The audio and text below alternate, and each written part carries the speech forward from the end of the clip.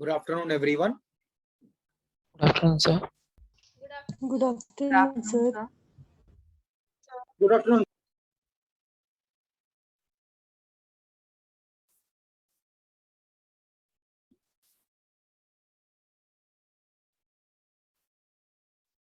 So, हम लोग numerical techniques discuss कर रहे थे। लास्ट क्लास में हमने न्यूमेरिकल इंटीग्रेशन कैलकुलेट करने के डिफरेंट टेक्निक्स डिस्कस किए थे। So last part in this numerical techniques part 4 numerical solution of first order ordinary differential equation। इसी फर्स्ट ऑर्डर डिफरेंशियल इक्वेशन का सॉल्यूशन हम न्यूमेरिकल मेथड से कैसे सॉल्व करेंगे। अब यहाँ पे एक चीज ध्यान रखिएगा, ऐसा बिल्कुल नहीं है सिर्फ first order differential equation, higher order differential equation जो है उनको भी हम न्यूमेरिकल मेथड से सॉल्व कर सकते हैं। बट यहाँ पे हमारे सिलेबस में जो है वो फर्स्ट ऑर्डर डिफरेंशियल इक्वेशन, तो फर्स्ट ऑर्डर डिफरेंशियल इक्वेशन हो या हायर ऑर्डर हो, न्यूमेरिकल मेथड से सॉल्व तो कर सकते हैं, टेक्निक अलग अलग होता है। हमारे सिलेबस में सिर्फ first order ordinary differential equation, उसका न्यूमेरिकल सॉल्यूशन क्या होता है। तो इसके रिलेटेड हम कुछ मेथड्स पढ़ेंगे, ठीक है, तो उनको वन बाय वन डिस्कस करते हैं। तो किसी भी फर्स्ट ऑर्डर डिफरेंशियल इक्वेशन का जब न्यूमेरिकल मेथड से सॉल्यूशन कैलकुलेट किया जाता है तो बेसिकली क्या स्टेप्स हम फॉलो करते हैं। तो पहले जनरल स्टेप्स की बात करते हैं, जो जनरल एल्गोरिदम जो फॉलो किया जाता है वो क्या है। देखिए, क्वेश्चन में आपके पास एक फर्स्ट ऑर्डर डिफरेंशियल इक्वेशन है, dydx equal to F of X Y. तो ये हमारे पास एक first order differential equation, F of X Y जो है वो एक्स वाई का फंक्शन है, कुछ है, ये गिवन है। और साथ में कंडीशन गिवन है, x equal to X not पे y का वैल्यू y नॉट है। ये इंपॉर्टेंट है, ये कंडीशन जो है ये देना इंपॉर्टेंट है, बिकॉज इसी के हेल्प से हम आगे बढ़ेंगे। तो फर्स्ट ऑर्डर डिफरेंशियल इक्वेशन है और ये एक कंडीशन गिवन है और पूछा गया है find the value of y at x equal to xn। इस y का वैल्यू पता करना है x इक्वल टू xn पे। यहाँ पे आप ध्यान दीजिए, ये जो x नॉट है, जब हमने forward difference integration technique discuss किया था उसमें भी x नॉट इन xn आया था, तो सिमिलर नोटेशन है। x नॉट को यहाँ पे हम क्या मान के चलेंगे, first entry of x। x not पे फंक्शन का वैल्यू गिवन है, x नॉट पे y का वैल्यू क्या होगा ये गिवन है, तो x नॉट क्या है, फर्स्ट एंट्री ऑफ x जो गिवन है हमें। और किस पॉइंट पे वैल्यू कैलकुलेट करना है, xn पे वैल्यू कैलकुलेट करना है, तो xn is the last entry of x। ये सेम नोटेशन है जो हमने कहां पे यूज किया था, फॉरवर्ड डिफरेंस बैकवर्ड डिफरेंस, वहां पे यूज किया था ना, उसी टाइप का नोटेशन है। x नॉट पे वैल्यू पता है तो x not is the first entry of x, xn पे वैल्यू कैलकुलेट करना है तो xn is the last entry of x। Okay, clear. Now हमें कैलकुलेट क्या करना था, value of y at x equal to xn। तो क्या किया जाता है, देखिए ये जो इंटरवल है x नॉट टू xn, इस इंटरवल को इन सब इंटरवल्स में डिवाइड किया जाता है। It is like numerical integration. जो x not to xn interval है इसको इन सब इंटरवल में डिवाइड करते हैं और एक इंटरवल का विड्थ कितना है, h xn minus x not by n। एक इंटरवल का विड्थ है। ये सेम फॉर्मूला हमने इंटीग्रेशन वाले पार्ट में भी देखा था, वहां पे ए बी बोला गया था। उसमें क्या था, इंटीग्रेशन वाले में था x नॉट के बदले a और xn के बदले b, तो यहाँ पे हो गया था bn minus a by n। तो इस इंटरवल को इन सब इंटरवल में डिवाइड करेंगे, एक एक का विड्थ कितना होना चाहिए, इतना होना चाहिए।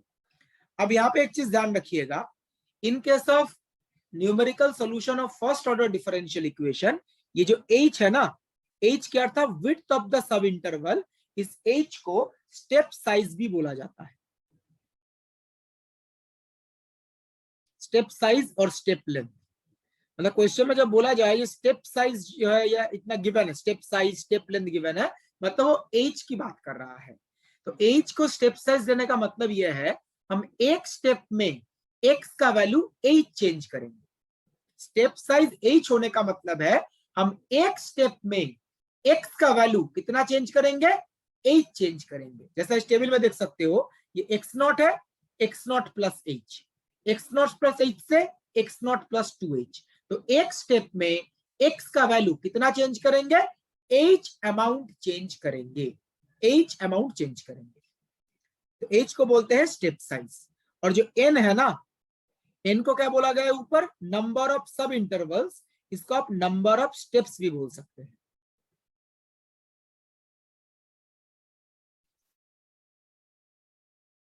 Number of steps.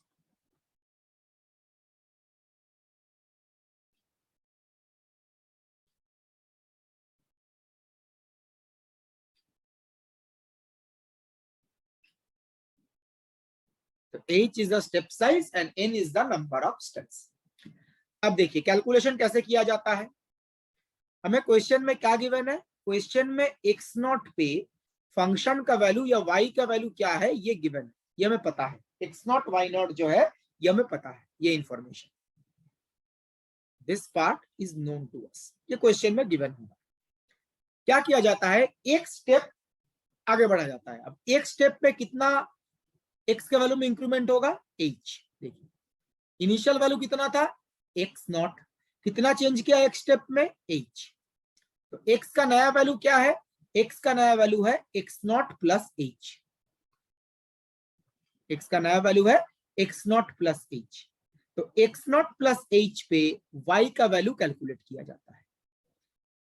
तो अगर आपको x नॉट y नॉट पता है, x नॉट y नॉट के हेल्प से आप क्या कैलकुलेट कर सकते हो, x1 y1 कैलकुलेट कर सकते हो। कैसे, अभी बताया जाएगा। तो एक स्टेप आगे बढ़ा गया, एक स्टेप में x का वैल्यू कितना चेंज होगा, h। अगर क्वेश्चन में x naught y not given है तो x नॉट y नॉट के हेल्प से आप x1 y1 कैलकुलेट कर सकते हैं। फिर सेकंड स्टेप में फिर से h चेंज होगा, ये क्या बन जाएगा, x नॉट प्लस 2h। अगर आपको x1 y1 पता है तो x1 y1 के हेल्प से हम क्या पता लगा सकते हैं, x2 y2 पता लगा सकते हैं। ऐसे स्टेप बाय स्टेप कैलकुलेशन होता है। अगर आपको x2 y2 पता है तो उससे आप x3 y3 कैलकुलेट कर सकते हैं। ऐसे ही कहां तक पहुंचेंगे, xn yn तक पहुंच जाएंगे। तो ऐसे स्टेप बाय स्टेप कैलकुलेट करना होता है। क्वेश्चन में क्या गिवन होगा, क्वेश्चन में x naught y not given होगा, x नॉट y नॉट के हेल्प से x1 y1, x1 y1 के हेल्प से x2 y2, x2 y2 के हेल्प से x3 y3। ऐसे स्टेप बाय स्टेप कैलकुलेट करेंगे। और एक स्टेप में हम कितना प्रोसीड कर रहे हैं, h अमाउंट। तो h is the step size. ठीक है, अब क्या स्टेप साइज होगा, कितने स्टेप्स में जाएंगे, वो तो क्वेश्चन में गिवन होगा, बट ये तरीका अप्लाई किया जाता है। एक इंफॉर्मेशन गिवन होता है, ये जो इंफॉर्मेशन ये क्वेश्चन में गिवन होगा, इसके हेल्प से आप स्टेप बाय स्टेप कैलकुलेट करते रहेंगे और आपको फाइनली एक्स एन पे फंक्शन का वैल्यू पता चल जाएगा। ठीक है, तो ऐसे स्टेप बाय स्टेप आगे प्रोसीड करने के लिए जो डिफरेंट मेथड यूज होगा वही हम डिस्कस करेंगे। स्टेप बाय स्टेप आगे बढ़ना है, जितने भी मेथड्स है उनमें स्टेप बाय स्टेप ही आगे बढ़ना है। ये स्टेप बाय स्टेप आगे बढ़ने के लिए क्या मेथड यूज किया जाता है, तो पहला मेथड जो हम डिस्कस करेंगे वो है ऑयलर्स मेथड। मैं आगे प्रोसीड कर रहा हूं।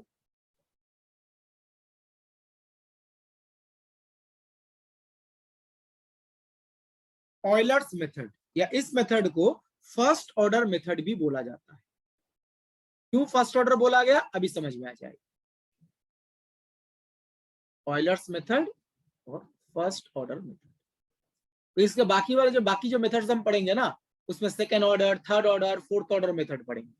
तो ये फर्स्ट ऑर्डर मेथड।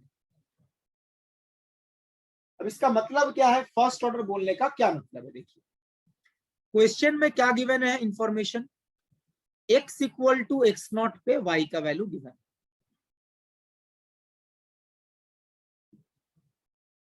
तो at x equal to X not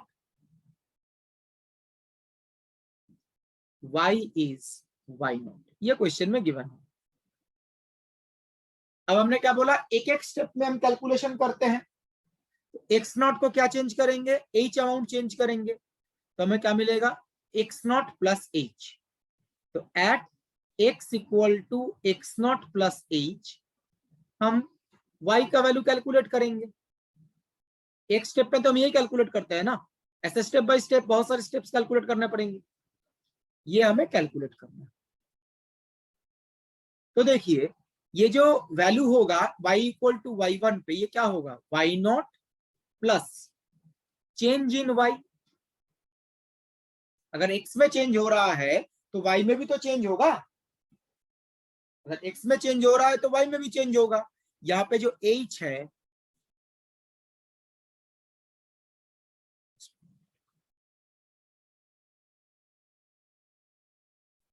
जो h है वो क्या रिप्रेजेंट कर रहा है, चेंज इन x।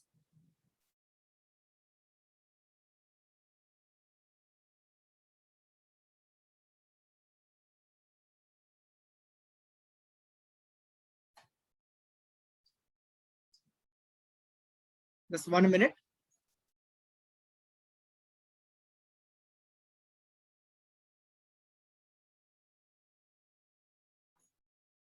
So यहाँ पे h रिप्रेजेंट करता है चेंज इन x। सिमिलरली ये जो रिप्रेजेंट ये करता है x में चेंज की वजह से y में कितना चेंज हुआ है। This represents change in y due to change in x। This is change in y। ठीक है, अब यहाँ पे फर्स्ट ऑर्डर मेथड क्यों बोला गया है, फर्स्ट ऑर्डर मेथड इसलिए बोला गया है बिकॉज ये जो चेंज इन y है it is proportional to h। यहाँ पे h का पावर कितना है 1, मतलब जो y में चेंज होगा वो x में चेंज पे डिपेंड करेगा, और डिपेंडेंसी किस ऑर्डर का है, फर्स्ट ऑर्डर का। y में जो चेंज हुआ है वो x पे डिपेंड करेगा, x में जो चेंज हुआ है। तो change in y depends on change in x, और ये डिपेंडेंसी में देखिए h का पावर कितना है 1, इसीलिए इसको क्या बोला गया है, फर्स्ट ऑर्डर मेथड। बाकी जो मेथड डिस्कस करेंगे second order, third order, second order में क्या होगा, ये h² तक डिपेंडेंसी लेंगे, थर्ड ऑर्डर में h³ तक, फोर्थ ऑर्डर में h4 तक। ठीक है, बिकॉज ऑलवेज आपका लीनियर डिपेंडेंसी होगा, जरूरी थोड़ी ना है जो h के पावर 1 के साथ ही डिपेंडेंसी होगा, h² के साथ भी हो सकता है, h³ के साथ भी हो सकता है। ऑयलर्स मेथड में अज्यूम किया गया डेल्टा y h⁻1 के साथ प्रोपोर्शनल है, इसीलिए इसको फर्स्ट ऑर्डर मेथड बोला गया। दैट मीन्स जो हायर ऑर्डर्स हैं उनको नेग्लेक्ट किए गए हैं, h², h³, मतलब second order third order change जो है इनको नेग्लेक्ट किया गया है। These are neglected.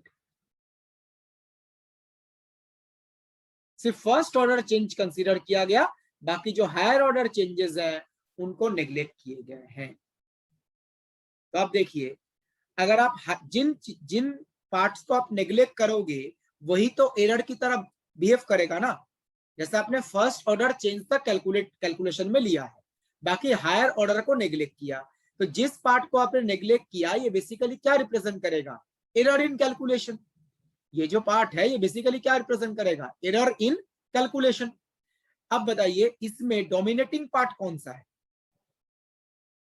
इन सब में,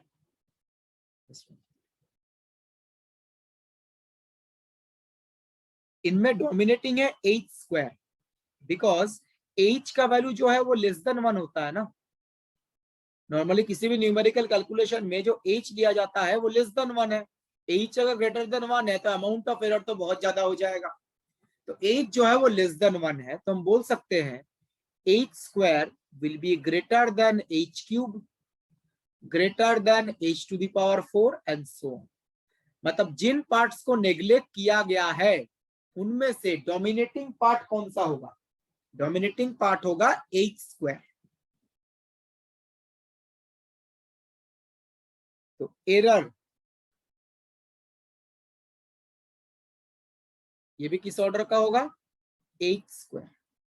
ये हम एक स्टेप की बात कर रहे हैं, इन स्टेप्स में क्या होगा अभी बताएंगे। रिपीट कर देता हूं, ऑयलर्स मेथड में फर्स्ट ऑर्डर चेंज तक काउंट किया गया है, बाकी हायर ऑर्डर्स को नेग्लेक्ट किया गया। नहीं, ये जो हायर ऑर्डर्स को नेग्लेक्ट किया गया वही एरर की तरह बिहेव करेंगे। अब इनमें से डोमिनेटिंग पार्ट कौन सा होगा? एच स्क्वायर, बिकॉज एच का वैल्यू लेस देन 1 होता है तो एच स्क्वायर का वैल्यू बाकियों से ज्यादा होगा। तो इन सब में डोमिनेटिंग कौन सा होगा? H square. तो ऑयलर्स मेथड में जो अमाउंट ऑफ एरर आएगा that will B of the order of H square. और यहाँ पे सिर्फ एक स्टेप्स की बात कर रहे हैं, एक स्टेप में जो एरर आएगा वो इस ऑर्डर का होगा। इन स्टेप्स में क्या होगा अभी डिस्कस करेंगे, बट एक स्टेप में एच स्क्वायर क्यों है वो आप यहां से समझ सकते हैं। तो ऑयलर्स फॉर्मूले के अकॉर्डिंग क्या किया जाता है? देखिए, at X equal to X not plus H, इसमें हमें वैल्यू कैलकुलेट करना था। इसको लिखा जाता है this is y1 equal to, पहले कितना वैल्यू था? y0 plus h into F of x not y0, F at x not y0। ये जो क्वांटिटी है ये चेंज इन y को रिप्रेजेंट कर रहा है।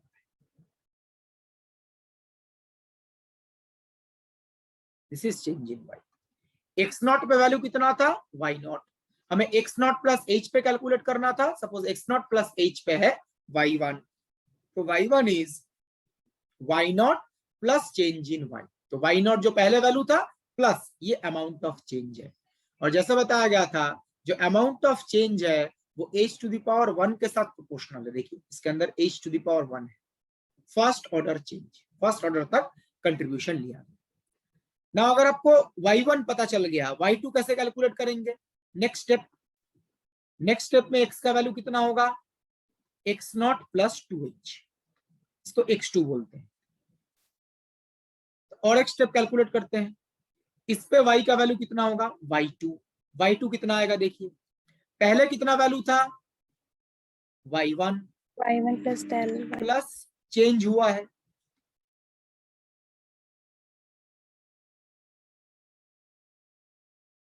पर्टिकुलर फॉर्मेट को फॉलो कर रहा है। ऑयलर्स मेथड में जो ये रूल है कि y1 पता है तो y2 कैसे कैलकुलेट करेंगे, y2 पता है तो y3 कैसे कैलकुलेट करेंगे, ये पर्टिकुलर फॉर्मेट को फॉलो कर रहा है। जैसे हमें यहाँ पे y0 पता था तो y1 होगा y0 प्लस दिस चेंज। इसमें देखिए x नॉट y0 है। y1 पता है तो y2 कैसे कैलकुलेट करेंगे? y1 प्लस चेंज, यहाँ पे क्या आया? x1 y1 जो प्रीवियस वैल्यू था। फर्स्ट स्टेप में क्या था? x नॉट y0, तो यहाँ पे x नॉट y0 आया था। जब सेकेंड स्टेप कैलकुलेट कर रहे हैं तब प्रीवियस स्टेप में क्या है? x1 y1 वो आएगा। इसी तरीके से आप y2 y3 y4 y5 सारा कुछ कैलकुलेट कर सकते हैं। This is Euler's method. Important part, जो चेंज इन y है वो h के साथ प्रोपोर्शनल एज्यूम किया जाता है और हायर पावर्स को नेग्लेक्ट किया जाता है। ये समझ में आया फॉर्मूला जो बताया गया है?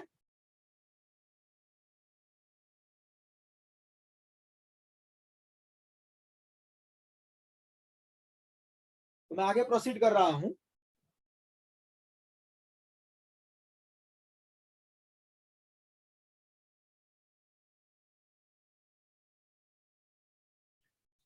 ऑयलर्स मेथड का जो जनरल फॉर्मूला है y कैलकुलेट करने का वो ये है। y कैलकुलेट करने का जनरल जो फॉर्मूला, जो हमने y1 y2 लिखा था ना, जनरल फॉर्मूला ये है। और यहाँ पे p क्या होगा? Starting from 1 to n।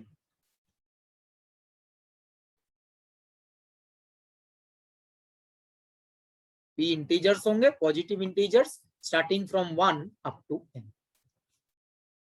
इसमें जस्ट वैल्यू रिप्लेस करो, जैसे p इक्वल टू 1, तो p इक्वल टू 1 रिप्लेस करोगे तो यहाँ पे आ जाएगा y0, यहाँ पे आ जाएगा y1। तो y0 पता है तो y1 कैलकुलेट कर सकते हैं। फिर p के बदले 2 रिप्लेस करेंगे तो यहाँ पे आएगा y1, यहाँ पे आएगा y2। y1 पता है तो y2 कैलकुलेट कर सकते हैं।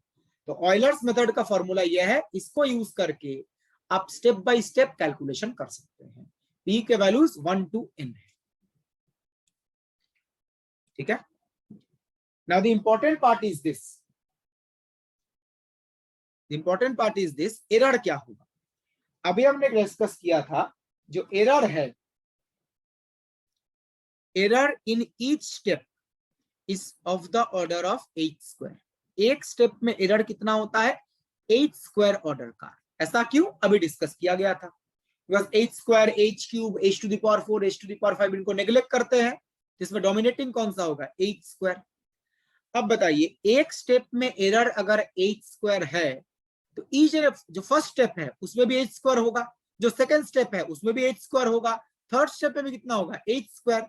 तो n स्टेप में क्या होगा, सबको ऐड कर देंगे। एक स्टेप में अगर h² एरर है h² ऑर्डर का, तो n स्टेप में एरर का ऑर्डर क्या होगा, n(h²), जो h ऑर्डर का है। ये काफी आसानी से आप चेक कर सकते हैं। जो n(h²) है ये क्या है, दिस इज n को आप लिख सकते हो b-a/h इंटू h²। तो अब देखिए आ जाएगा b-a इंटू h। यहां सब काफी आसानी से बोल सकते हैं, in case of Euler method error after calculating n steps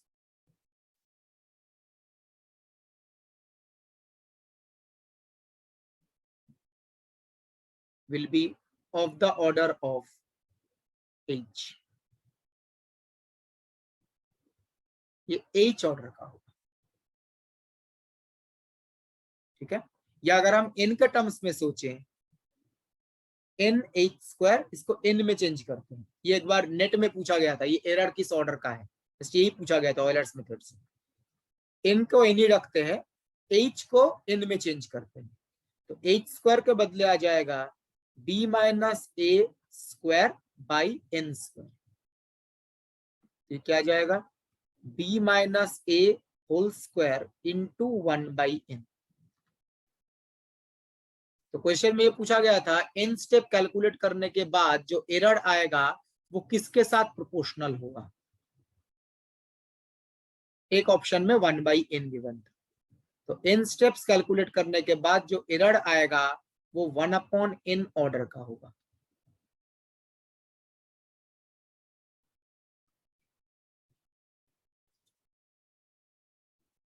एक स्टेप पे कितना, h², n स्टेप में कितना एरर ऐड करेंगे तो nh², nh² मतलब h ऑर्डर का, और h के बदले 1/n भी लिख सकते हैं ना। h क्या होता है, b-a/n, तो h ऑर्डर का मतलब 1/n ऑर्डर का। तो n स्टेप में जो एरर होगा वो 1/n ऑर्डर का होगा। नेट में जो क्वेश्चन पूछा गया था एरर जो है वो किसके साथ प्रोपोर्शनल है, तो आंसर होगा 1/n। एक ऑप्शन में 1/n था। तो इस तरीके से आप आइडिया लगा सकते हैं एरर क्या होगा। And important part is this, check करो, नंबर ऑफ स्टेप्स अगर आप इंक्रीज करते हो, जितने ज्यादा स्टेप्स आप कैलकुलेट करोगे एरर तो उतना ही डिक्रीज करेगा ना। वो तो यहां से समझ में आ रहा है, इनवर्सली प्रोपोर्शनल है। तो जितने ज्यादा स्टेप्स आप कैलकुलेट करोगे, इन जितना इंक्रीज करेगा, अमाउंट ऑफ एरर उतना ही डिक्रीज करेगा।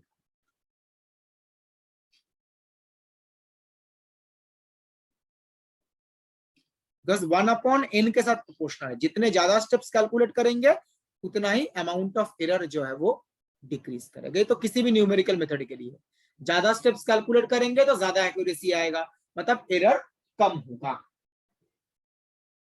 ठीक है। तो ये पार्ट क्लियर है। इसके रिलेटेड एक दो क्वेश्चन डिस्कस करते हैं तो ज्यादा अच्छे से समझ में आ जाएगा। हाँ बताइए। फर्स्ट स्टेप में b-a/h है क्या n है? h है, h ये n था ना पहले, तो b-a/h। तो नीचे वाले में n के रुक के नीचे वाला मीन्स ये यहाँ पे तो h के बदले चेंज किया है ना, ये यहाँ पे h के बदले ये लिखा है n², ये n है और ये h, ठीक है। इस पार्ट से कैसे क्वेश्चन फ्रेम किए जा सकते हैं डिस्कस करते हैं।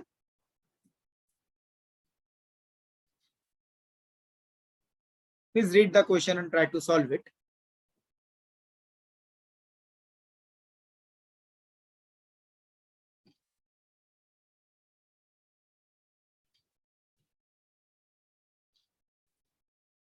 क्वेश्चन में बोला गया the velocity v of a moving mass starting from rest, एक मूविंग मास है जिसका वेलोसिटी v एक डिफरेंशियल इक्वेशन को सेटिस्फाई कर रहा है। अब यहाँ पे देखिए एक चीज दिया गया starting from rest, starting from rest मतलब t initially t equal to 0 पे वेलोसिटी कितना है 0। बोला था ना एक कंडीशन गिवन होगा, तो स्टार्टिंग फ्रॉम रेस्ट मतलब इनिशियल वेलोसिटी कितना है 0, और वेलोसिटी जो है वो इस डिफरेंशियल इक्वेशन को फॉलो कर रहा है, dvdt equal to v plus T. v is the velocity, t is the time. तो बोला गया using Euler method, Euler method use करना है with step size 0.1 second, the velocity at t equal to 0.2 second will be. तो आप देखिए यहाँ पे डिपेंडेंट वेरिएबल है v वेलोसिटी, और इंडिपेंडेंट वेरिएबल क्या है t टाइम। एक इंफॉर्मेशन हमें गिवन है इनिशियली मतलब t इक्वल टू 0 पे वेलोसिटी कितना है 0। तो क्वेश्चन में T not and V not given है, जिसको हमने एक्स नॉट वाई नॉट नहीं बोला था, तो this is T not and this is V not. ये इंफॉर्मेशन क्वेश्चन में गिवन है, ठीक है। नाउ हमें कहां पे वैल्यू कैलकुलेट करना है 0.2 सेकेंड पे, 0.2 सेकेंड पे कैलकुलेट करना है वैल्यू कितना होगा। अब क्वेश्चन में स्टेप साइज कितना गिवन है 0.1 0.1 सेकेंड। तो बताइए कितने स्टेप्स कैलकुलेट करने पड़ेंगे,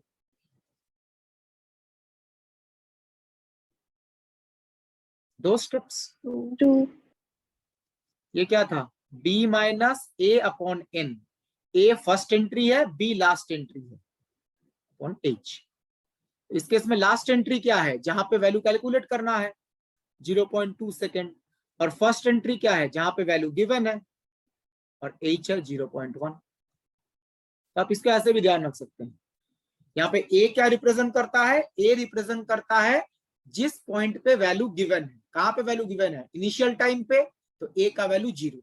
और b क्या रिप्रेजेंट करता है, b रिप्रेजेंट करता है जिस पॉइंट पे वैल्यू कैलकुलेट करना है 0.2 सेकेंड। तो कितने स्टेप कैलकुलेट करने पड़ेंगे, दो स्टेप्स। स्टेप साइज है 0.1। तो देखिए एक स्टेप में 0 से कहां तक पहुंचेंगे 0.1 तक, इसको बोलते हैं t1, और फिर दूसरे स्टेप में पहुंचेंगे 0.2 तक t2। आपको कॉरिस्पॉन्डिंग क्या कैलकुलेट करना है v1, t1 के कॉरिस्पॉन्डिंग v1 कैलकुलेट करेंगे और t2 के कॉरिस्पॉन्डिंग v2 कैलकुलेट करेंगे, और आपका जो फाइनल आंसर है वो कौन सा होगा v2। आपको t इक्वल टू 0.2 सेकेंड पे वैल्यू पूछा गया है, तो ये हमारा फाइनल आंसर होगा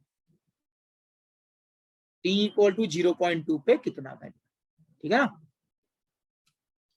तो दो स्टेप्स कैलकुलेट करने हैं आपको, ठीक है। अगर आपने फर्स्ट स्टेप कैलकुलेट, और यहाँ पे f क्या है देखिए, f ऑफ एक्स वाई जो था यहाँ पे एक्स वाई के बदले हो जाएगा t एन v, कितना है v प्लस t। ये क्वेश्चन में गिवन है राइट हैंड साइड में dy dx इक्वल टू, तो this is the function because Euler's method के फॉर्मूले में यूज होगा।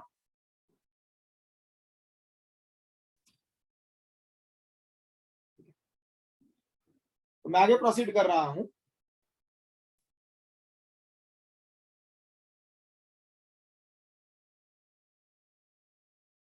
दो स्टेप कैलकुलेट करना है, तो ऑयलर्स मेथड का जो फॉर्मूला जनरल फॉर्मूला बताया गया था वाई पी, यहाँ पे y के बदले हो जाएगा डिपेंडेंट वेरिएबल v है, तो V P equal to V P minus 1,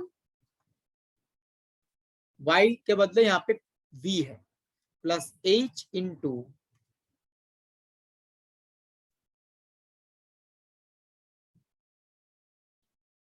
यहाँ पे होगा x के बदले यहाँ पे t है, दिस v p माइनस 1।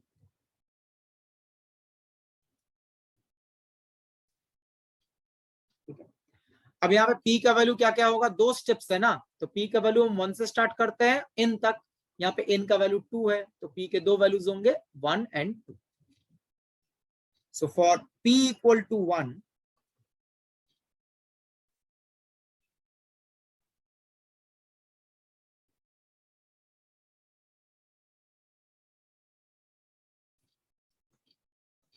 और p इक्वल टू 1 रिप्लेस कीजिए, v1 equal to v0 plus h into f of t0 v0. ठीक है, अब v0 क्वेश्चन में गिवन है, v0 कितना गिवन था, 0 initial velocity, plus h is the step size that is 0.1, plus function क्या था, v प्लस t, v के बदले v0 होगा, t के बदले t0 होगा, तो क्या आएगा देखिए, t0 v0, तो v का t0 कितना है, t0 है 0 और v0 कितना है 0, ये कैलकुलेट करके देखिए, ये आ जाएगा, इट इज 0. तो p इक्वल टू 1 के लिए v1 कैलकुलेट किया तो ये 0 आ गया. नेक्स्ट p इक्वल टू 2 के लिए कैलकुलेट करते हैं,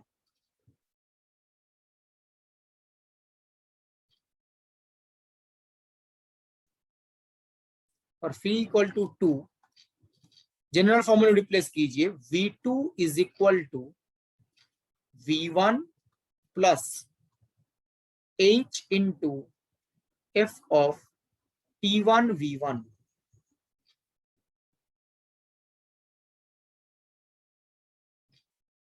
तो v1 कितना है 0 प्लस h है 0.1 इंटू फंक्शन क्या था v प्लस t, t के बदले t1, v के बदले v1, तो t1 कितना है, t1 था 0.1 और v1 है 0. कितना आ रहा है, ये तो सिंपल कैलकुलेशन, 0.01.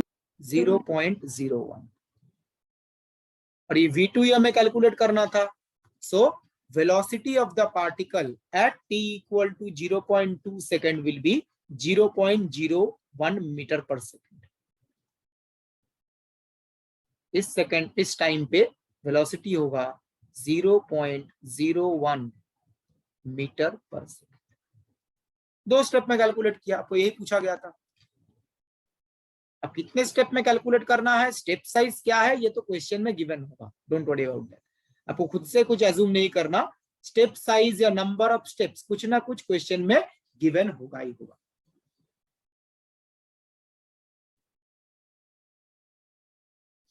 ठीक है, तो स्टेप साइज या नंबर ऑफ स्टेप्स कुछ ना कुछ क्वेश्चन में गिवन होगा. ठीक है, आई थिंक कैलकुलेशन क्लियर है एवरीवन. Yes, sir. मैं आगे प्रोसीड कर रहा हूं.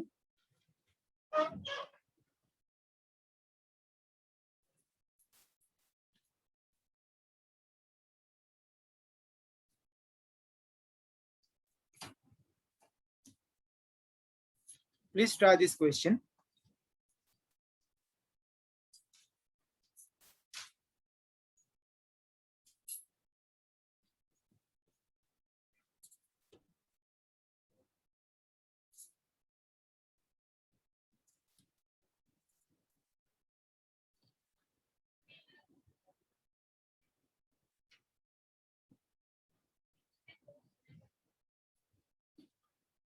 इस क्वेश्चन में भी एक फर्स्ट ऑर्डर डिफरेंशियल इक्वेशन बोला गया है और कुछ कैलकुलेशन करने को बोला गया है. देखिए यहाँ पे f ऑफ एक्स वाई तो है 3x माइनस 2y, कुछ कुछ चीजें आइडेंटिफाई करनी है. ऑयलर्स मेथड से सॉल्व करना है, क्वेश्चन में दिया गया है. देखिए this is f of X Y, ये कंडीशन गिवन है, इनिशियल कंडीशन. तो x is the independent variable, y is the dependent variable. Initial condition क्या है, x इक्वल टू 0 पे y का वैल्यू k है, तो this is x0 and this is y naught. ठीक है, नाउ ऑयलर्स मेथड यूज करना है, स्टेप साइज कितना है 1, तो using Euler's method with step size 1, step size 1 है और वैल्यू क्या कैलकुलेट करना है y2। तो बताइए नंबर ऑफ स्टेप्स अगर आप कैलकुलेट करो b minus a upon h, यहां पे किस पॉइंट पे वैल्यू कैलकुलेट करना है 2 पे, तो b का वैल्यू होगा 2 माइनस किस पॉइंट पे वैल्यू गिवन है 0 पे 0 और स्टेप साइज 1 यूनिट है, तो 2 स्टेप्स कैलकुलेट करने होंगे। पहले स्टेप में हम 0 से 1 तक पहुंचेंगे, दूसरे स्टेप में 1 से 2 तक पहुंचेंगे। तो पहले 0 से 1 फिर 1 से 2। ये x0 x1 x2 है ना, ये पास में लिख लीजिएगा, अदरवाइज जब कैलकुलेशन करेंगे कोई कंफ्यूजन ना।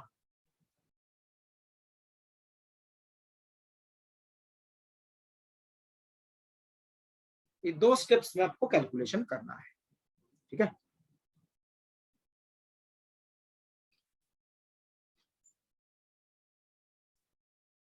तो फर्स्ट स्टेप कैलकुलेट कीजिए,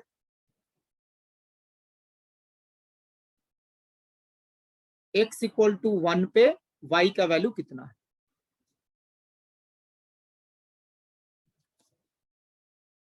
तो y1 अगर आप लिखते हो तो y1 इक्वल टू होगा y0 plus h into f of x0 y0। x0 y0 पता है, h पता है, फंक्शन भी पता है, ये कैलकुलेट कीजिए, ये आ जाएगा minus k। x0 y0 given है, फंक्शन भी पता है, ठीक है। पहले कैलकुलेट करते हैं, फिर क्वेश्चन में जो 4.5 गिवन है उसी से तो k का वैल्यू पता करेंगे। ये तो k अननोन क्वांटिटी है ना जिसका वैल्यू पता करना है, तो पहले सॉल्यूशन को k के टर्म्स में कैलकुलेट करते हैं, फिर 4.5 के साथ कंपेयर करके आप k का वैल्यू पता कर लीजिए। अब चेक कीजिए y1 is equal to minus k, और y1 को यूज करके आप y2 कैलकुलेट कर सकते हो। y2 is equal to y1 plus h into f at x1 y1।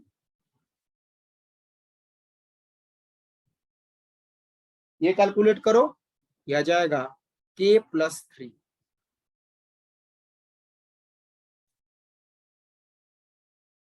C option sir.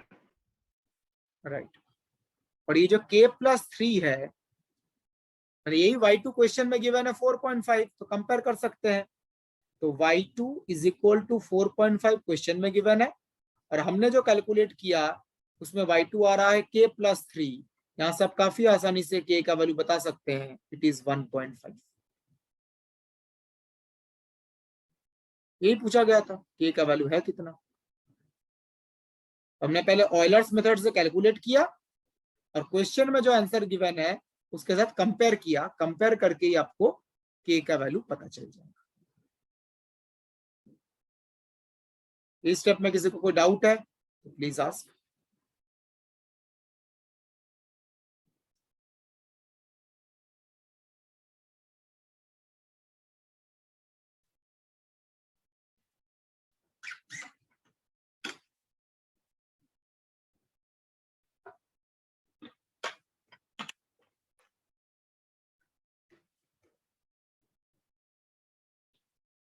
तो नेक्स्ट हम जो मेथड्स है उनके बारे में डिस्कस करेंगे, ठीक है।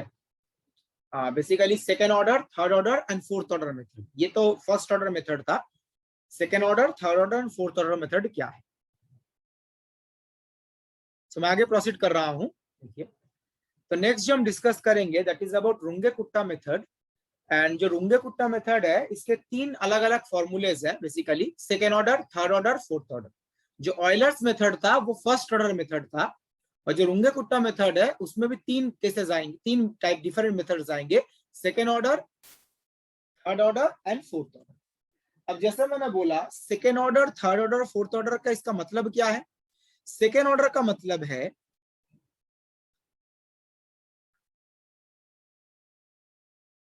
सपोज x में जो चेंज है वो है h,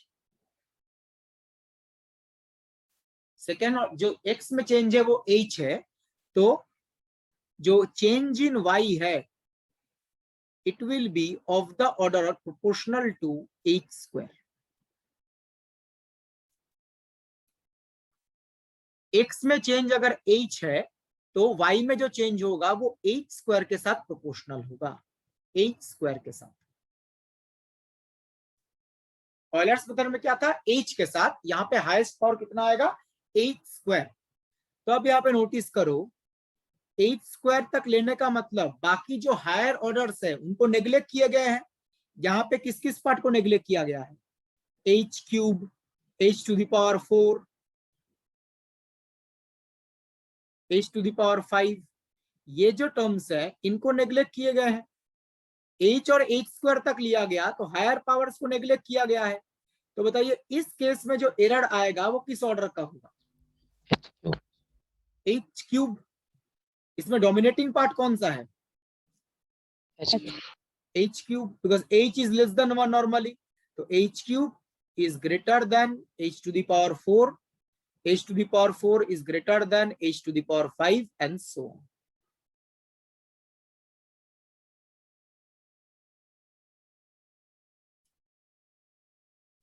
ठीक है, तो अब यहाँ पे देखिए नीचे जो लिखा गया है ये पहले देख लेते हैं। इन वन स्टेप एरर कितना और किस ऑर्डर का होगा, h क्यूब। एक स्टेप में एरर जो है वो h क्यूब ऑर्डर का है, n स्टेप में क्या होगा, nh क्यूब, और nh क्यूब को आप h स्क्वायर भी लिख सकते हैं। ये कैलकुलेशन हमने पहले भी किया था। आप n को h के टर्म्स में चेंज कर सकते हैं। n कितना होता है, b minus a upon h। तो एक स्टेप में एरर होगा h क्यूब ऑर्डर का, n स्टेप में एरर्स होंगे nh क्यूब ऑर्डर के। और यहाँ पे h क्यूब इसलिए आया है बिकॉज इन पार्ट्स को नेग्लेक्ट किया गया है, तो यही पार्ट्स एरर की तरह बिहेव करेंगे, और इसमें डोमिनेटिंग टर्म कौन सा है, h क्यूब। ठीक है, नाउ आप देखिए जो रुंगे-कुट्टा मेथड सेकेंड ऑर्डर है उसके लिए y कैलकुलेट करने का फॉर्मूला ये है।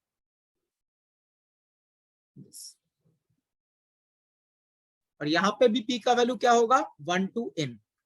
जो p सफिक्स में है ना उसका वैल्यू 1 से स्टार्ट होगा up to n। n is the number of steps जो था, 1 to n।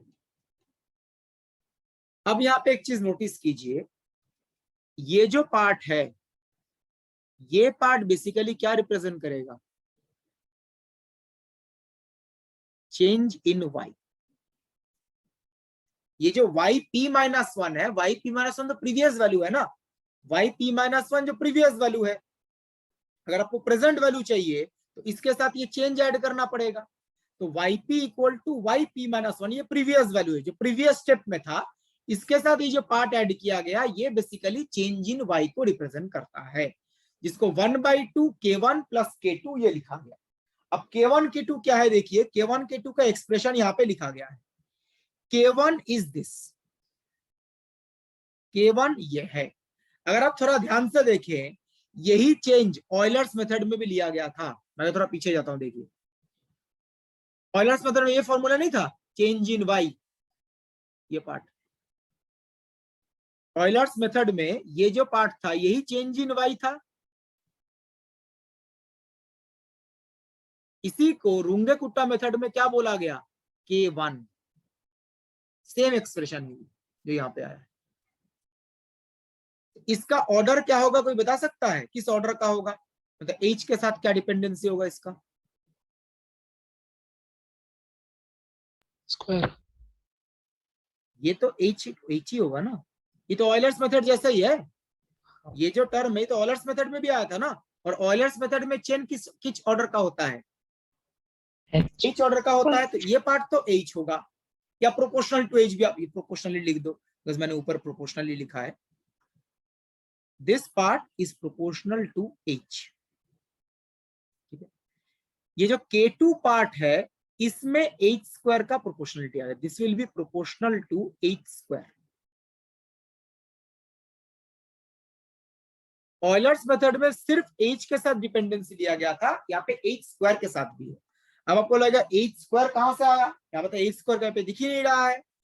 अब बताओ यहाँ पे एक एच है एंड ये जो K1 है, K1 के अंदर क्या प्रेजेंट है, एच नहीं है। K1 के एक्सप्रेशन में भी तो एच है, तो एक एच तो बाहर दिख रहा है और यहाँ पे K1 के अंदर एच है। तो जब इनका प्रोडक्ट जब आएगा तो इसमें क्या होगा, प्रोडक्ट ही तो है ना इनटू एच, तो क्या हो जाएगा एच स्क्वायर ही तो हो जाएगा। इसके अंदर एक एच है और बाहर भी एक एच बैठा हुआ है, प्रोडक्ट करेंगे तो किस ऑर्डर का आ जाएगा, एच स्क्वायर। तो जो K1 है that will be proportional to H और जो K2 है that will be proportional to H square. अगर हम पूरे चेंज की बात करें, ये टोटल चेंज है, इसमें हाईएस्ट पावर ऑफ H कितना होगा, highest power of H square. H square ही होगा। इसलिए बोला गया है change in Y is proportional to H square, because जो चेंज इन Y वाला पार्ट है इसमें H का हाईएस्ट पावर 2 आएगा। K1 के अंदर आएगा H टू द पावर 1 और K2 के अंदर आएगा H square. That's why in Runge Kutta method of second order change in Y is proportional to H square, इसलिए इसको सेकेंड ऑर्डर मेथड बोला गया है। ये K1 K2 का एक्सप्रेशन आपको याद रखना पड़ेगा, एग्जाम में गिवन नहीं होगा। सेकेंड ऑर्डर मेथड में ये फॉर्मूला होता है, K1 का एक्सप्रेशन ये है, K2 का एक्सप्रेशन ये है और P1 to n वेरी करेगा। n क्या है, नंबर ऑफ स्टेप्स। ये फॉर्मूला आपको याद रखना पड़ेगा और कैलकुलेशन थोड़ा लेंदी होगा। ऑयलर्स मेथड में तब भी कैलकुलेशन थोड़ा आसान है, फर्स्ट ऑर्डर है ना। ये रुंगे-कुट्टा मेथड में कैलकुलेशन थोड़ा सा लेंदी होता है। अभी तो थर्ड ऑर्डर फोर्थ ऑर्डर बचा हुआ है, जितना हायर ऑर्डर में जाएंगे उतना ही लेंदी कैलकुलेशन।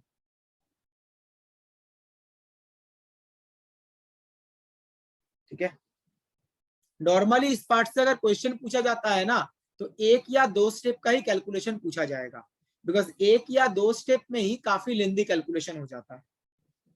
ठीक है, ऑयलर्स मेथड में तब भी दो स्टेप पूछ सकते हैं, जो ऑयलर्स मेथड है ना उसमें तब भी दो स्टेप्स कैलकुलेशन पूछ सकते हैं, और जो रुंगे-कुट्टा मेथड है इसमें एक स्टेप का कैलकुलेशन ही काफी लेंदी होता है। तो अगर रुंगे-कुट्टा मेथड से क्वेश्चन पूछता है तो नॉर्मली एक स्टेप के रिगार्डिंग ही पूछा जाएगा, बिकॉज एक स्टेप में इतना लेंदी है, दो स्टेप में तो और ज्यादा लेंदी हो जाएगा। तो ऑयलर्स मेथड में दो स्टेप्स तक पूछा जा सकता है, रुंगे-कुट्टा मेथड में नॉर्मली एक स्टेप तक ही पूछा जा सकता है, बस एक स्टेप में ही काफी लंबा कैलकुलेशन होगा। मैं आगे प्रोसीड कर रहा हूं। नेक्स्ट थर्ड ऑर्डर,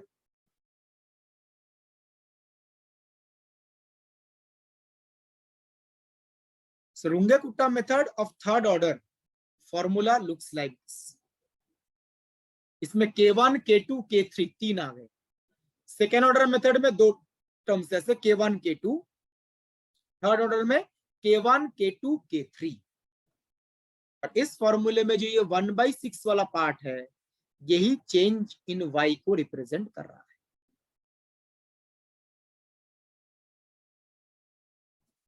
और ये थर्ड ऑर्डर होने का मतलब क्या है, यहाँ पे जो चेंज इन Y है ये H क्यूब के साथ प्रोपोर्शनल है। तो change in X, suppose this is H, तो change in Y is proportional to H cube. Third order method H cube के साथ प्रोपोर्शनल है।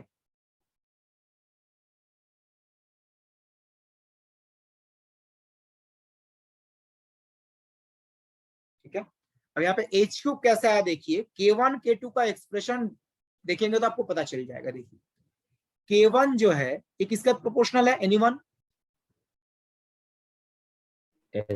H, ये तो फिक्स्ड है, ऑयलर्स मेथड जैसे ही H के साथ फिक्स्ड है। अगर हम K2 की बात करें, देखिए K2 will be proportional to H square and K3 will be proportional to H cube. इसमें H स्क्वायर H क्यूब तीनों है, हाईएस्ट पावर कितना है, 3। यहाँ पे आप देखो K2 का जो एक्सप्रेशन है, एक H तो बाहर बैठा हुआ है और एक अंदर है K1। K1 के अंदर भी क्या होगा, H, तो H इंटू H स्क्वायर हो जाएगा। K3 का जो एक्सप्रेशन है, एक H तो बाहर बैठा हुआ है और इसके अंदर K2 है। K2 के अंदर किसका डिपेंडेंसी होगा, h² का, तो K2 के अंदर h² और बाहर बैठा है h, प्रोडक्ट करेंगे तो h³। तो K1 proportional to h, K2 is proportional to h², K3 is proportional to h³। तो h का जो चेंज इन y है, इसमें h का हाईएस्ट पावर क्या आएगा? 3, इसीलिए इसको थर्ड ऑर्डर मेथड बोला गया है। Change in y is proportional to h³।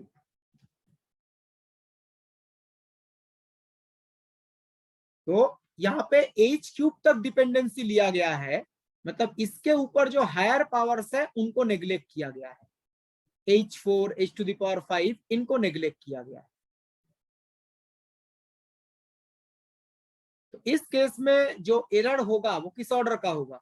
इसमें डोमिनेटिंग कौन सा है? H4. h4। देखिए यही चीज नीचे लिखा गया है, 2 points. Error in each step is of the order of h⁴। एक स्टेप में जो एरर होगा वो h⁴ के साथ प्रोपोर्शनल है। इन स्टेप्स में जो एरर्स होंगे वो h³ के साथ प्रोपोर्शनल है।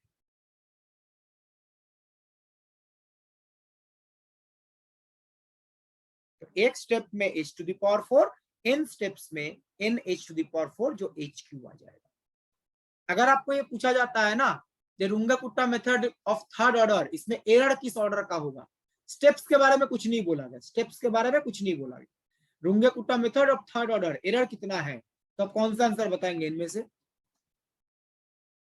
मेथड में कितना एरर है? h³। जो n स्टेप्स में एरर्स हैं, कोई भी न्यूमेरिकल मेथड में जब आप कैलकुलेशन करते हैं, उसमें जो एरर होता है वो n स्टेप्स का एरर होता है। न्यूमेरिकल मेथड में हम थोड़ी ना एक स्टेप परफॉर्म करते हैं, n स्टेप्स परफॉर्म करते हैं। तो जब आपको मेथड में एरर पूछा जाएगा तो ये n स्टेप्स वाला एरर बताइएगा। अगर पर्टिकुलरली मेंशन किया जाए एक स्टेप में एरर कितना है, तो h⁴। अगर मेथड में एरर पूछा जाता है तो h³। बिकॉज किसी भी न्यूमेरिकल मेथड में हम n स्टेप्स कैलकुलेट करते हैं, तो एरर भी n स्टेप्स वाला ही बताना होगा। जैसा अभी कुछ देर पहले जो ऑयलर्स फॉर्मूला हमने पढ़ा, ऑयलर्स फॉर्मूले में एरर किस ऑर्डर का होगा अगर पूछा जाए? ऑयलर्स मेथड में h। ऑयलर्स मेथड में h ऑर्डर का होगा। Runge Kutta method of second order में h²। Runge Kutta method of third order में h³। तो मेथड में एरर होने का मतलब आपको n स्टेप्स में एरर बताना है। बिकॉज किसी भी न्यूमेरिकल टेक्निक में आप एक स्टेप कैलकुलेट नहीं करते हैं, n steps, large number of steps calculate करते हैं। ओके, तो ये थर्ड ऑर्डर मेथड है। मैं आगे प्रोसीड कर रहा हूं। नोट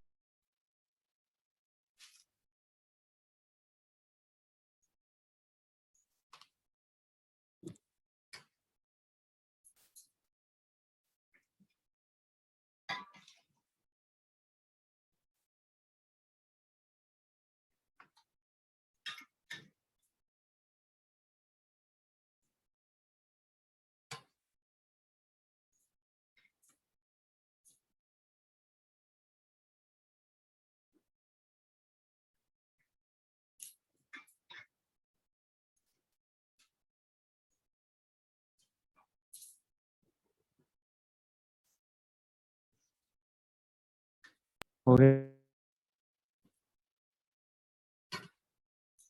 तो इसी तरीके से जो फोर्थ ऑर्डर मेथड है उसमें 4 टर्म्स आएंगे, K1, K2, K3, K4। Calculation और ज्यादा लेंथी होगा।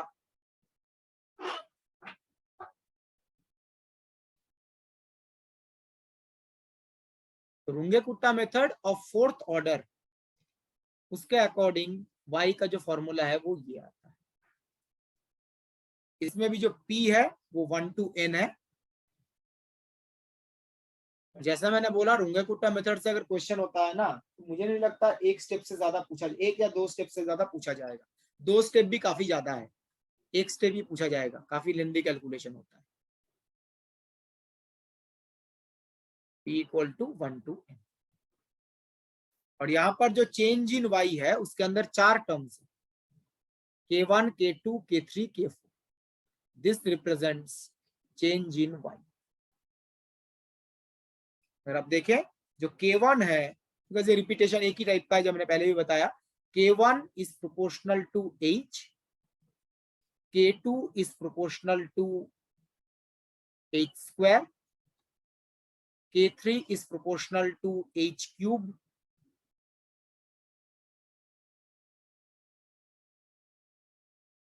and K4 is proportional to H to the power 4.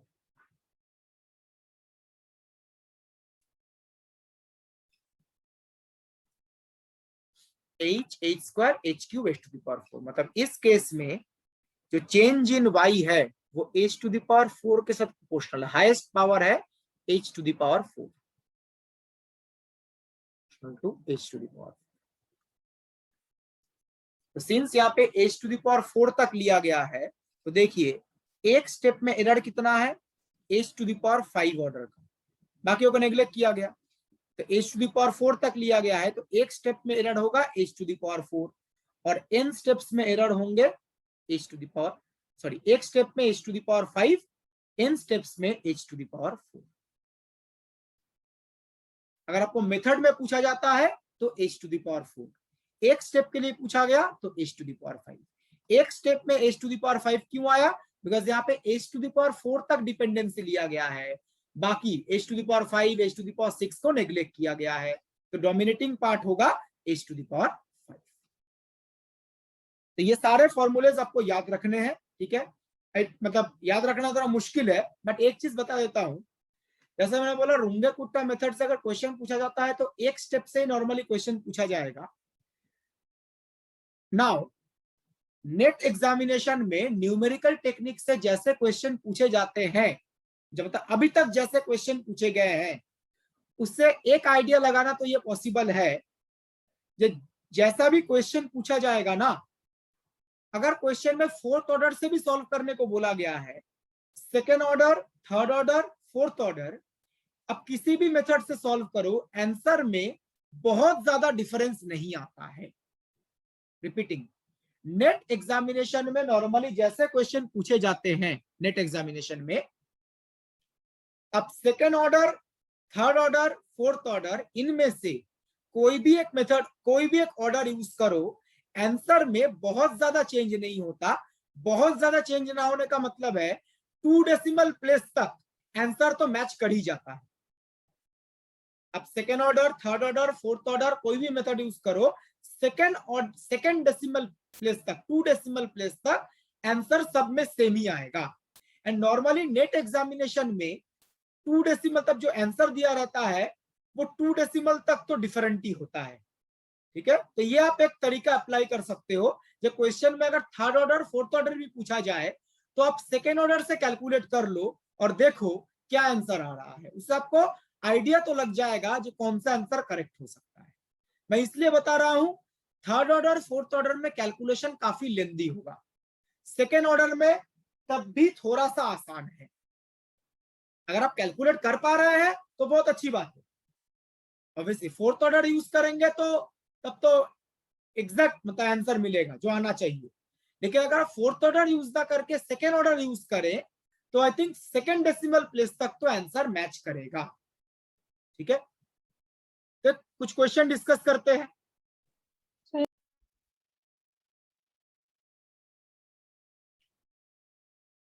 बताइए सर, ये जो वैल्यूज हैं K1 K2, अगर हम फोर्थ के लिए कैलकुलेट करते हैं तो फिर हमें ये सारी वैल्यूज लर्न करनी पड़ेंगी ना? बिल्कुल बिल्कुल, ये क्वेश्चन में गिवन नहीं होगा, सारे फॉर्मूले याद रखने पड़ेंगे,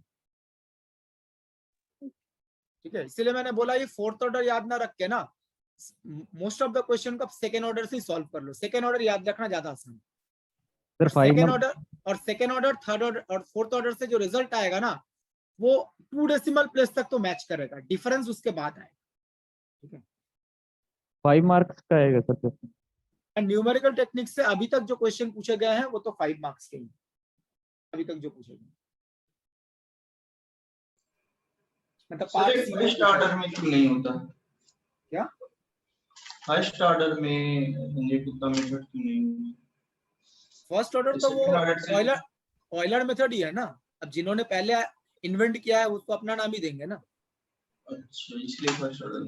वो फर्स्ट ऑर्डर तो वही है। सर सेकंड और थर्ड और फोर्थ और किसी का नहीं है, इसका ही है खाली। मुझे जहां तक ध्यान आ रहा है, मतलब और किसी का नहीं है, मतलब समझा नहीं, मतलब किस सेंस में आप बोल रहे हो?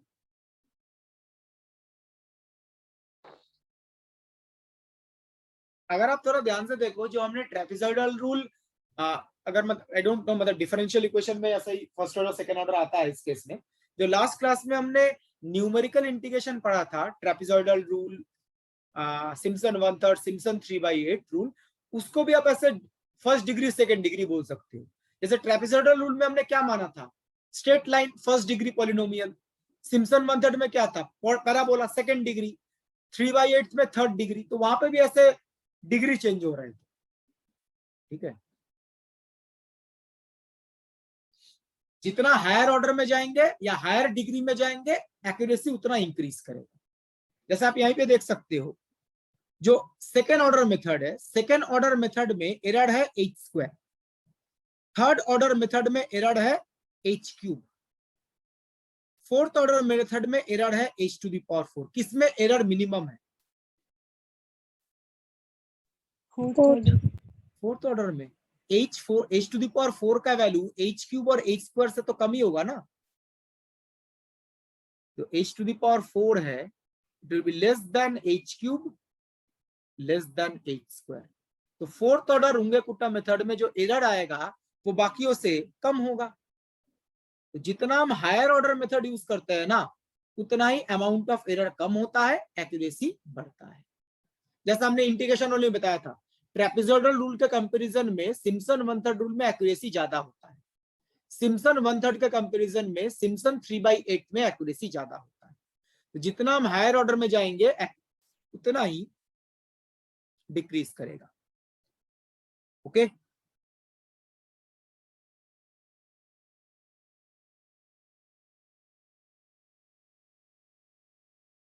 नहीं ये इनके अलावा भी और भी मेथड्स हैं। यहाँ पे जस्ट हम दो ही मेथड डिस्कस कर रहे हैं, एक ऑयलर्स मेथड और एक रुंगे-कुट्टा मेथड। इनके अलावा भी मेथड्स हैं। एक मॉडिफाइड ऑयलर मेथड भी होता है, मॉडिफाइड ऑयलर मेथड। एक टेलर मेथड भी होता है, टेलर सीरीज मेथड। तो डिफरेंशियल इक्वेशन को सॉल्व करने के लिए और भी मेथड्स हैं। यहाँ पे जस्ट हम ऑयलर मेथड और रुंगे-कुट्टा मेथड डिस्कस कर रहे हैं। इसके अलावा जैसे मैंने, मुझे जहां तक ध्यान आ रहा है, मॉडिफाइड ऑयलर मेथड होता है और एक टेलर सीरीज मेथड भी होता है डिफरेंशियल इक्वेशन को न्यूमेरिकली सॉल्व करने के लिए, ठीक है। तो इसके रिलेटेड कुछ क्वेश्चन डिस्कस करते हैं।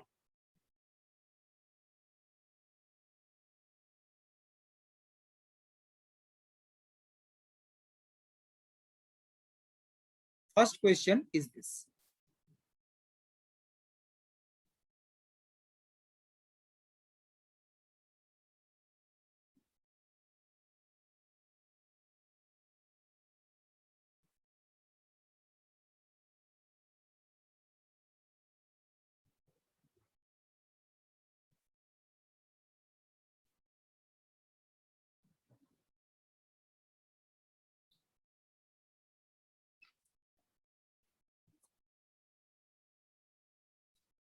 क्वेश्चन में रुंगे-कुट्टा मेथड और फोर्थ ऑर्डर यूज करने को बोला गया है, बट आप लोग सेकेंड ऑर्डर से क्वेश्चन सॉल्व कीजिए।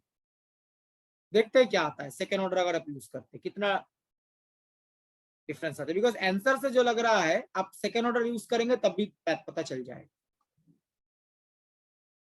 डिफरेंशियल इक्वेशन है dy/dx इक्वल टू y-x और एक कंडीशन गिवन है। तो आप यहां से समझ सकते हैं x0 y0 का वैल्यू कितना है। x0 is 0 and y0 is 2. x0 is 0 and y0 is 2 और स्टेप साइज कितना है 0.1 और वैल्यू 0.1 पे ही पूछा गया है। तो जो h है, h का वैल्यू 0.1 है स्टेप साइज, और 0.1 पे ही कैलकुलेट करना है। तो नंबर ऑफ स्टेज भी कितने हैं 1। एक स्टेप में हम पहुंच जाएंगे 0.1 पे।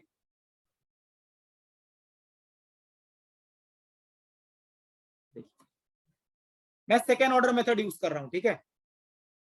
तो सेकेंड ऑर्डर मेथड के अकॉर्डिंग K1 K2 कैलकुलेट करना होता है। K1 क्या था? K1 था H into F of X P minus 1 Y P minus 1। अब मुझे बताइए यहाँ पे तो एक ही स्टेप है ना, तो P के बदले क्या रिप्लेस करेंगे? एक ही स्टेप है तो P के बदले क्या रिप्लेस करेंगे? 1 to n होता है, एक ही स्टेप है, 1 होगा। तो P के बदले अगर आप 1 रिप्लेस करो तो यह जाएगा F of X naught Y naught.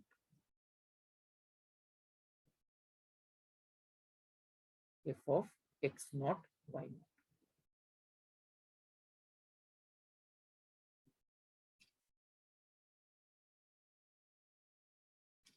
ठीक है, F of X naught Y naught आ जाएगा। ठीक है, तो वैल्यू कैलकुलेट करें। एज कितना गिवन है? 0.1।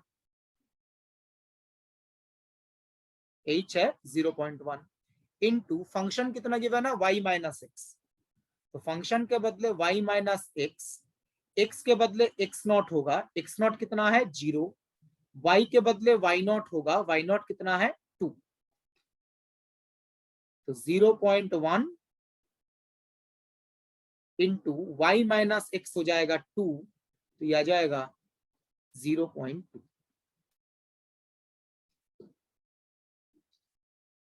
ऐसे K2 कैलकुलेट कीजिए। K2 का फॉर्मूला था H into F at X P minus 1 plus H, P के बदले 1 रखेंगे, and Y P minus 1 plus K।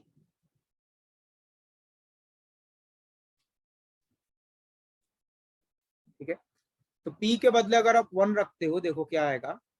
H into F of X not plus H Y not plus K। Sorry, K नहीं, K1 था, गलत लिखा है, K1। तो H कितना है? 0.1। H इज 0.1 इंटू फंक्शन क्या है? y minus x. तो function is y minus x.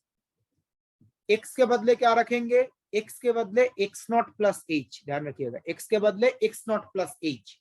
तो x नॉट कितना है? x नॉट 0 है और h है 0.1। तो x नॉट प्लस h हो जाएगा 0.1।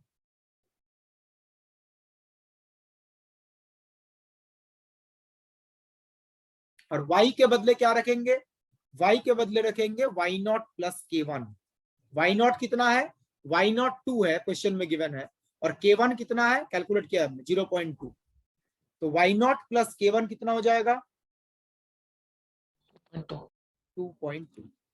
तो वैल्यू रिप्लेस करते हैं। 0.1 इंटू 2.2 माइनस 0.1, ये होगा 2.1, ये होगा 0.21। तो K1 का वैल्यू आ गया 0.2, ठीक है, आसपास ही वैल्यू आया है, और K2 का वैल्यू आ गया 0.21। ये जो K1 K2 है ना, इनके वैल्यूज आसपास ही आते हैं। जैसे ये 0.20 है, ये 0.21 है। तो फॉर्मूले के अकॉर्डिंग क्या होता है? अगर हम फॉर्मूले की बात करें, इन दोनों का एवरेज लिया जाता है ना, K1 प्लस K2 बाई 2। यहां तक क्लियर है एवरीवन? ठीक है, ये वैल्यूज ध्यान रखिएगा। यहाँ पे x के बदले x नॉट प्लस h है जो 0.1 है, और y के बदले y नॉट प्लस K1 है जो 2.2 है। इसमें अगर आप मिस्टेक करेंगे तो आंसर गलत आएगा। So y1 will be equal to y not plus जो चेंज इन y है, चेंज इन y को हमने K1 K2 के टर्म्स में लिखा है, तो y not plus 1/2 K1 plus K2। K1 K2 हमने ऑलरेडी कैलकुलेट किया है, जस्ट उनको रिप्लेस कीजिए। y0 कितना था 2 प्लस 1/2, K1 का वैल्यू है 0.2, K2 का वैल्यू है 0.21। इन दोनों का एवरेज लेके अगर आप कैलकुलेट करते हो तो ये आएगा 2.205 आई थिंक, ये आ रहा है ना।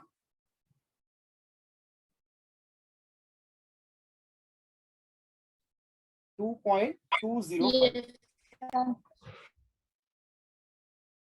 ठीक है, ये आ जाएगा। तो ये रिजल्ट हमें किससे मिला? सेकेंड ऑर्डर मेथड से, यूजिंग सेकेंड ऑर्डर मेथड। तो इससे आप आइडिया लगा सकते हैं कौन सा ऑप्शन करेक्ट हो सकता है, इसका नियरेस्ट कौन सा आंसर है।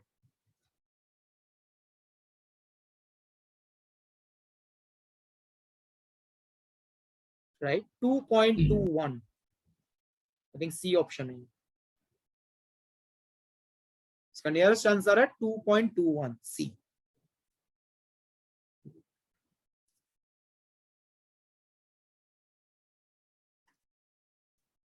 ठीक है, मैं जस्ट ये आंसर लिख दे रहा हूं। अगर आप फोर्थ ऑर्डर मेथड यूज करते कितना डिफरेंस आएगा देखते हैं। जैसे मैंने बोला ना, ये सारे क्वेश्चन सेकेंड ऑर्डर से सॉल्व कर लेना, उसमें कैलकुलेशन थोड़ा आसान होता है, जल्दी सॉल्व हो जाएगा। ठीक है, सेकेंड ऑर्डर मेथड के अकॉर्डिंग ये आंसर आया। अगर आप फोर्थ ऑर्डर मेथड यूज करते तो आपको K1 K2 K3 K4 चार कैलकुलेट करने पड़ते। मैं जस्ट उनका वैल्यू लिख देता हूं, आप कैलकुलेट कर लीजिएगा। मैं जस्ट बताना चाहता हूं, जिस सेकेंड ऑर्डर से भी जो आंसर आएगा उससे आप करेक्ट ऑप्शन टिक कर सकते हैं।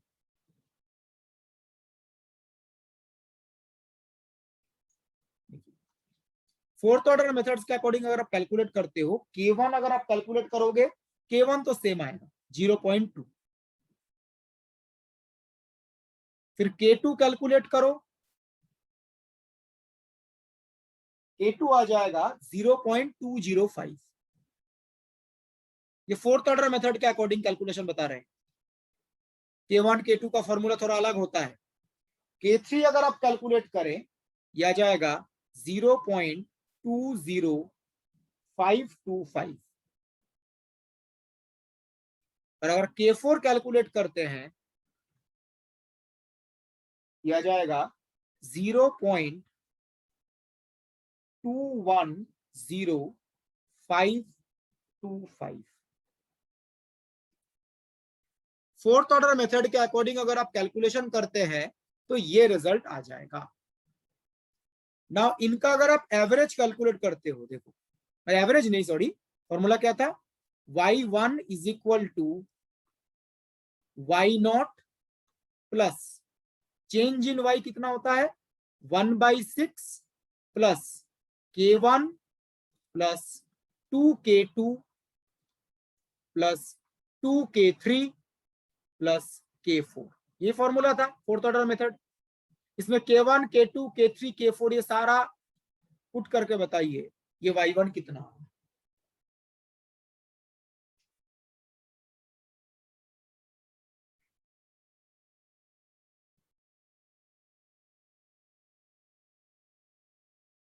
Please do the calculation.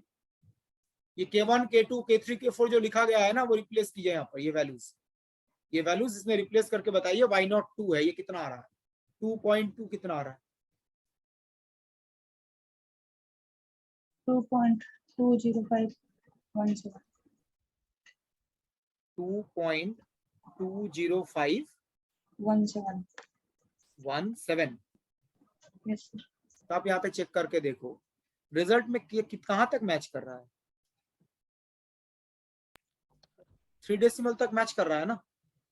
ठीक है, अब बताइए आंसर जो गिवन है वो कौन से डेसिमल तक गिवन है, 2 डेसिमल तक। आंसर गिवन है 2 डेसिमल तक, जो डिफरेंस आ रहा है वो 3 डेसिमल के बाद आ रहा है। 3 डेसिमल तक तो मैच ही कर रहा है, तो क्या जरूरत है ये मेथड यूज करने की। इसमें क्या होगा, अननेसेसरी कैलकुलेशन लेंदी होगा, टाइम ज्यादा जाएगा।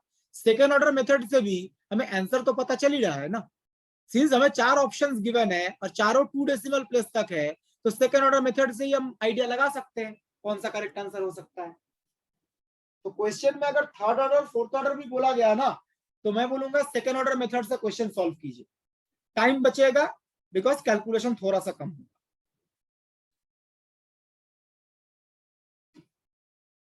कटिंग क्लियर है? मैं आगे प्रोसीड कर रहा हूं।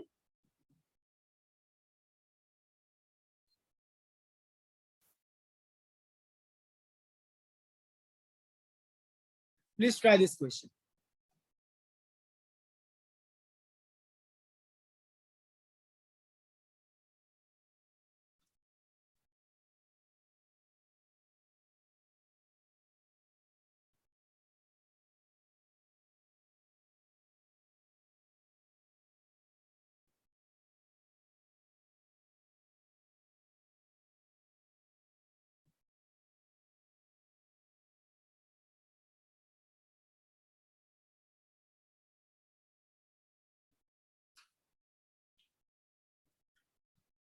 इसमें भी एक डिफरेंशियल इक्वेशन गिवन है, कुछ कंडीशंस गिवन है, देख सकते हैं आप।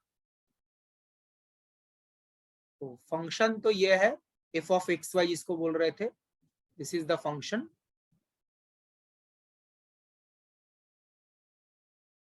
जो कंडीशन गिवन है उससे आपको एक्स नॉट वाई नॉट पता चलेगा।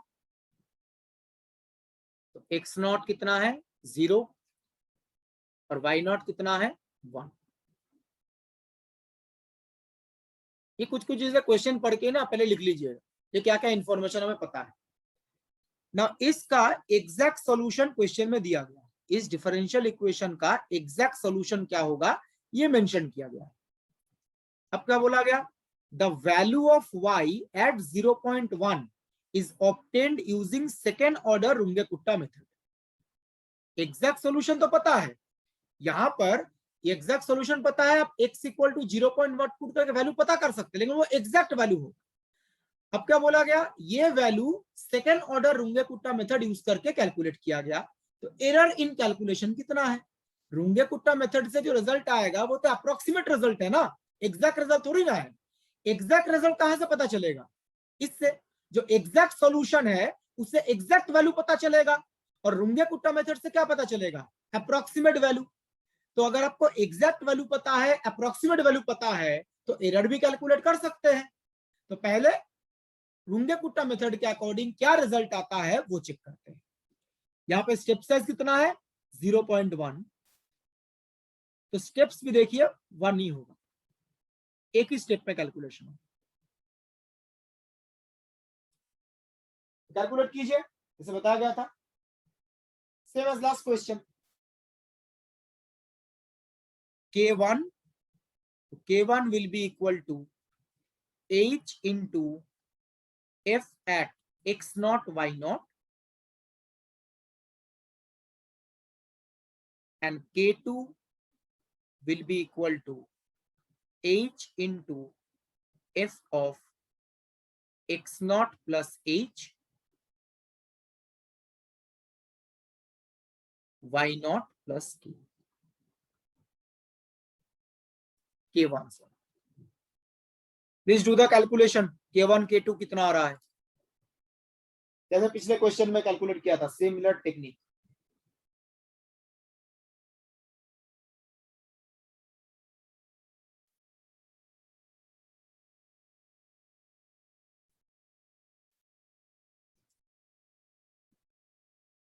फर्स्ट फाइंड K1,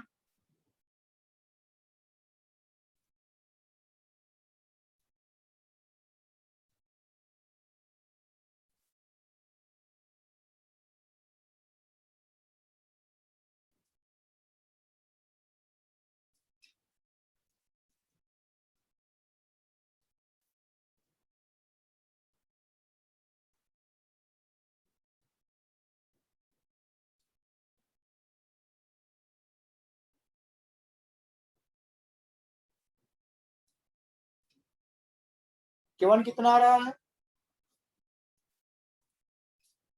बिल्कुल सही 0.1।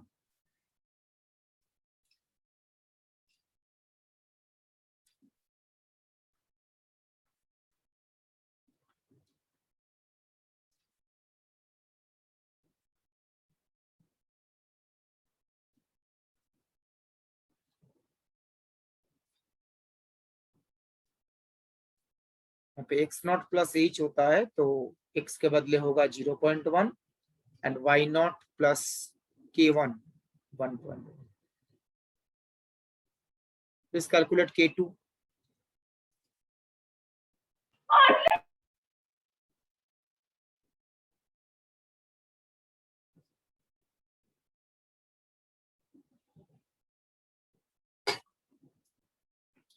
Zero point 13.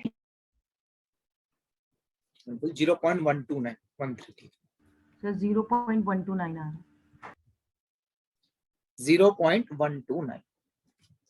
तो इसके अकॉर्डिंग y एट 0.1 जिसको हम y1 बोलेंगे, तो y1 इक्वल टू होता है y not plus 1/2 k1 plus k2.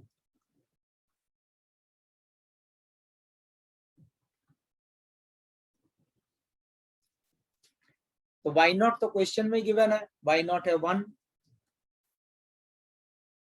तो 1 प्लस 1/2 k1 प्लस k2 ये कैलकुलेट करो, ये आ जाएगा 1.1411457.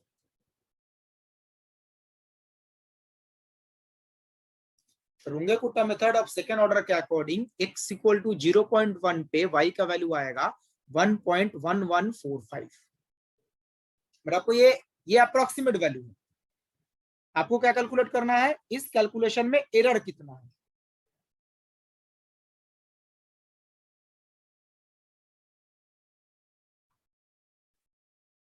ये एग्जैक्ट वैल्यू नहीं है, ठीक है, ये अप्रोक्सीमेट वैल्यू है. नाउ एग्जैक्ट वैल्यू कहां से पता चलेगा, क्वेश्चन में एग्जैक्ट सॉल्यूशन गिवन है ना, क्वेश्चन में ये एग्जैक्ट सॉल्यूशन गिवन है, इस सॉल्यूशन से आपको एग्जैक्ट वैल्यू तो मिलेगा, x के बदले 0.1 रिप्लेस कर दीजिए. तो देखिए एग्जैक्ट सॉल्यूशन था x² plus e to the power x.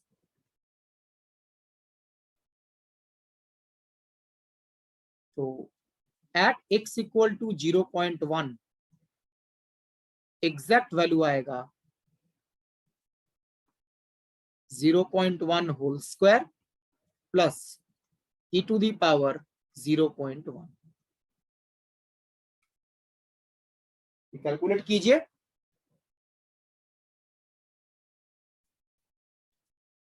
It is 1.1152. ये कौन सा वैल्यू है, ये एग्जैक्ट वैल्यू, एग्जैक्ट सॉल्यूशन से कैलकुलेट किया हमने.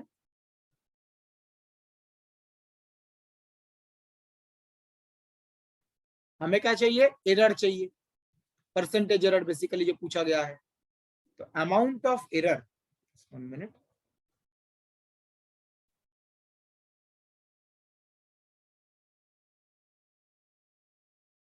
विल बी इक्वल टू जो एग्जैक्ट वैल्यू है 1.1152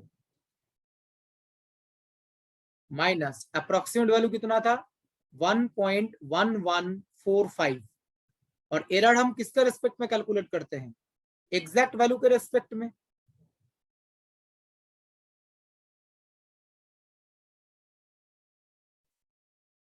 इनटू 100%.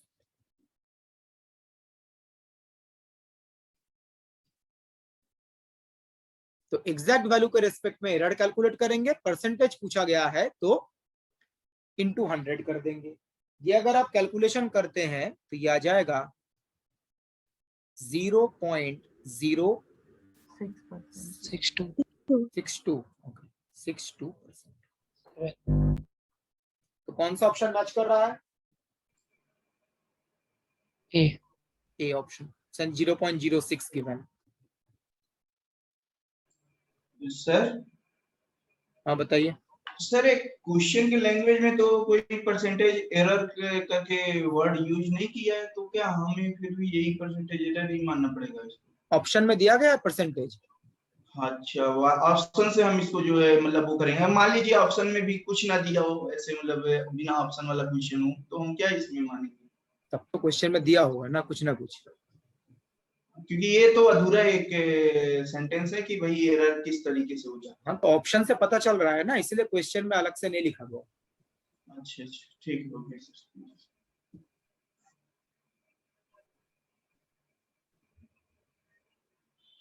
इसने क्वेश्चन किया है यहाँ पे जो एरर हम कैलकुलेट करते हैं तो क्या हम ऑर्डर में कैलकुलेट नहीं कर सकते, एच स्क्वायर एच क्यूब जो बताया गया था। एक चीज यहाँ पे ध्यान रखिएगा, जो हमने पहले ये डिस्कस किया था ना, ये एच स्क्वायर एच क्यूब वाला, ये सिर्फ ऑर्डर बताता है, ये इस ऑर्डर का एरर आएगा, ये एग्जैक्ट वैल्यू नहीं है। ये जो एरर बताए गए थे h to the power 4 H cube, ये क्या है, ऑर्डर जो है वो इस ऑर्डर का, मतलब इस ऑर्डर का होगा। जो एरर है, जो एरर है वो इस ऑर्डर का होगा, ये एग्जैक्ट वैल्यू थोड़ी ना है। इस क्वेश्चन में एरर का एग्जैक्ट वैल्यू पूछा गया, ठीक है, इस क्वेश्चन में एरर का एग्जैक्ट वैल्यू पूछा गया, ये ध्यान रखिएगा, इसमें एग्जैक्ट वैल्यू पूछा गया है, ऑर्डर नहीं पूछा गया है। ऑर्डर अगर पूछा जाता तो एच स्क्वायर आंसर होता, यहाँ पे एग्जैक्ट एरर पूछा गया है। और कोई डाउट है इसमें, एनीवन?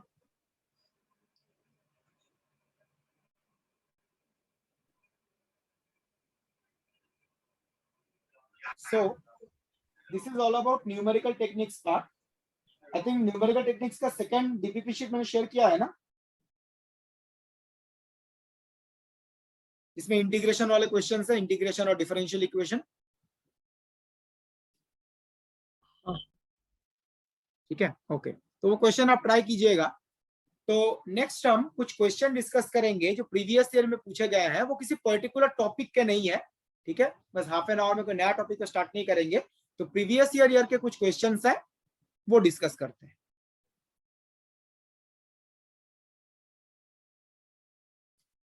ये नेट जून 2014 का क्वेश्चन है।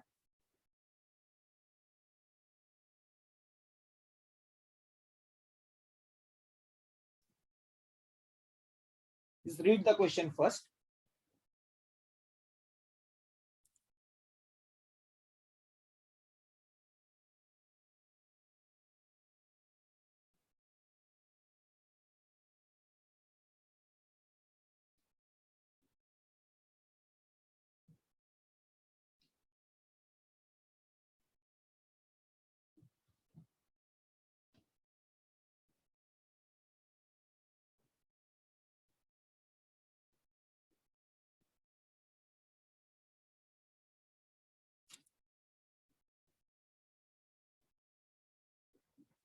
क्वेश्चन में एक एक्सपेरिमेंटल डेटा गिवन है जो बेसिकली मॉलिक्यूलर वेट और विस्कोसिटी के बीच में गिवन है, मतलब viscosity as a function of molecular weight. तो viscosity as a function of molecular weight, तो this is the independent variable x and viscosity इस पे डिपेंड कर रहा है, तो this is the dependent variable. तो कोई एक्सपेरिमेंट परफॉर्म किया गया, उसमें viscosity as a function of molecular wait, ये 4 डेटा पेयर ऑफ डेटा मिले, ठीक है, 4 पेयर से, ठीक है। क्वेश्चन में पूछा गया है इस डेटा से आप इन दोनों के बीच में मैथमेटिकल रिलेशन क्या बता सकते हैं। 4 ऑप्शन है। ये जो विस्कोसिटी है ये मॉलिक्यूलर वेट पे डिपेंड करता है, विस्कोसिटी मॉलिक्यूलर वेट पे डिपेंड करता है, तो ये विस्कोसिटी और मॉलिक्यूलर वेट में क्या रिलेशन है, ये आप कैसे क्या बता पाएंगे इससे। जस्ट ऑब्जर्व द डेटा, जो पॉइंट्स है ना उनके बीच में रिलेशन थोड़ा पता करने की कोशिश कीजिए, आपको खुद ही पता चल जाएगा क्या है।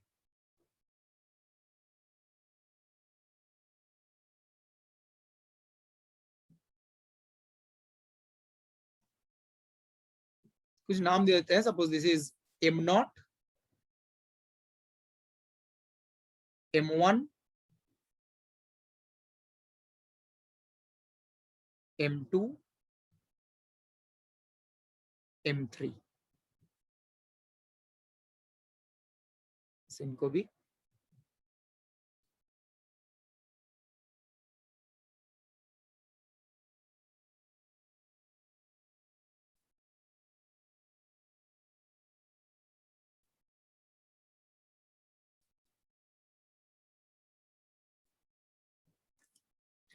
अब मुझे बताइए, अगर आप m1 बाई m0 कैलकुलेट करो, जो इंडिपेंडेंट वेरिएबल है, ये रेशियो अगर आप कैलकुलेट करो m1/m0 कितना आएगा अप्रोक्सीमेटली?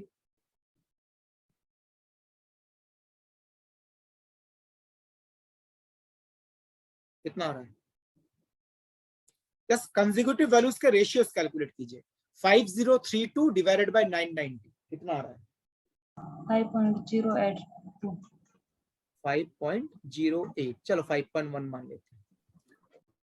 फिर m2/m1, m2/m1 कितना आ रहा है? 2.025 2.025, तो 2.0 ही ले लेते हैं, 1 डेसिमल तक राउंड ऑफ कर देते हैं। And last one m3/m2 1.94 1.94।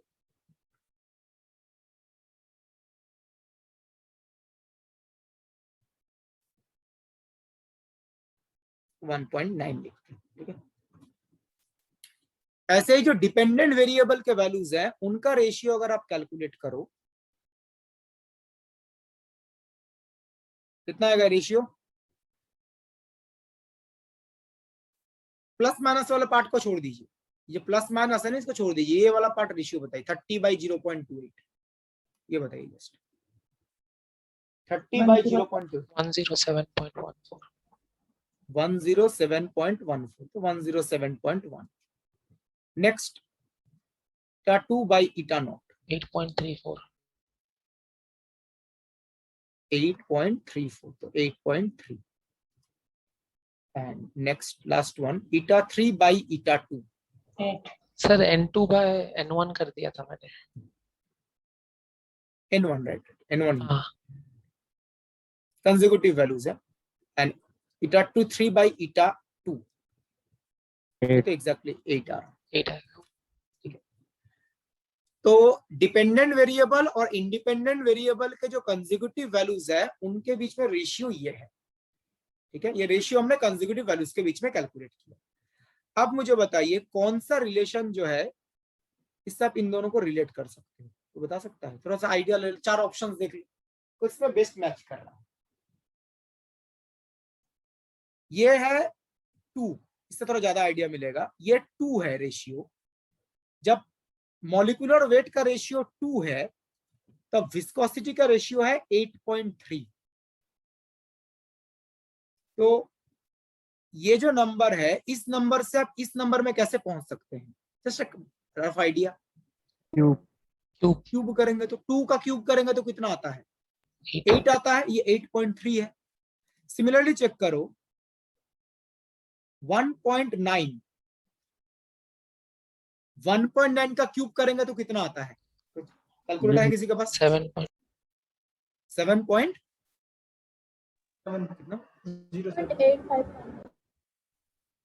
6.859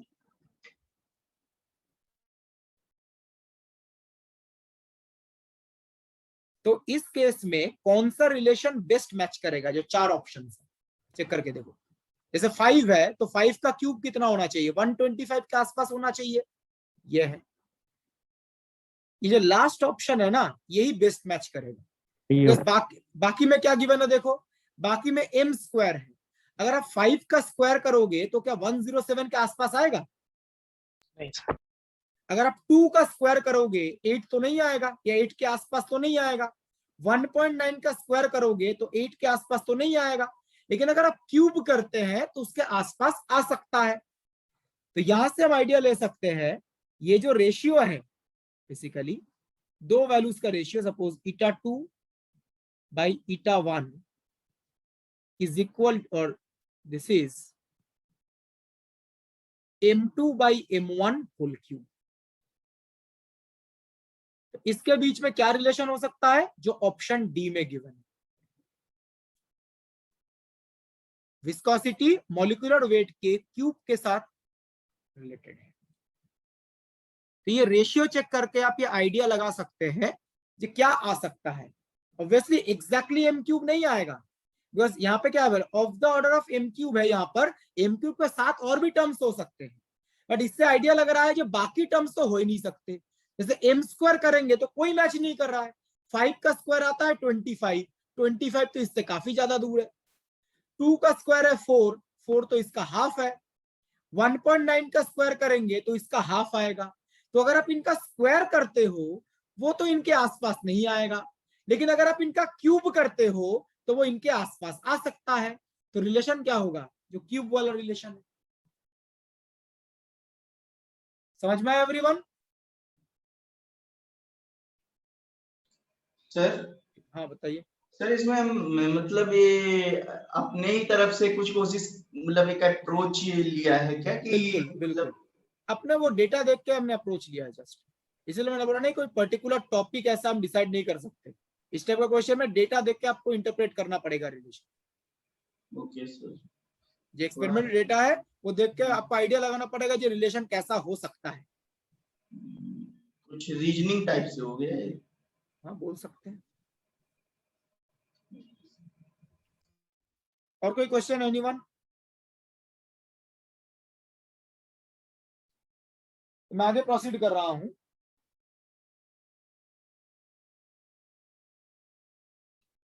ये नेट दिसंबर 2013 का क्वेश्चन है। ये जो आपके प्रीवियस ईयर बुकलेट का मिसलेनियस पार्ट है ना, उस मिसलेनियस पार्ट में ये क्वेश्चंस आपको मिलेंगे, जो मिसलेनियस पार्ट है, दिसंबर 2013।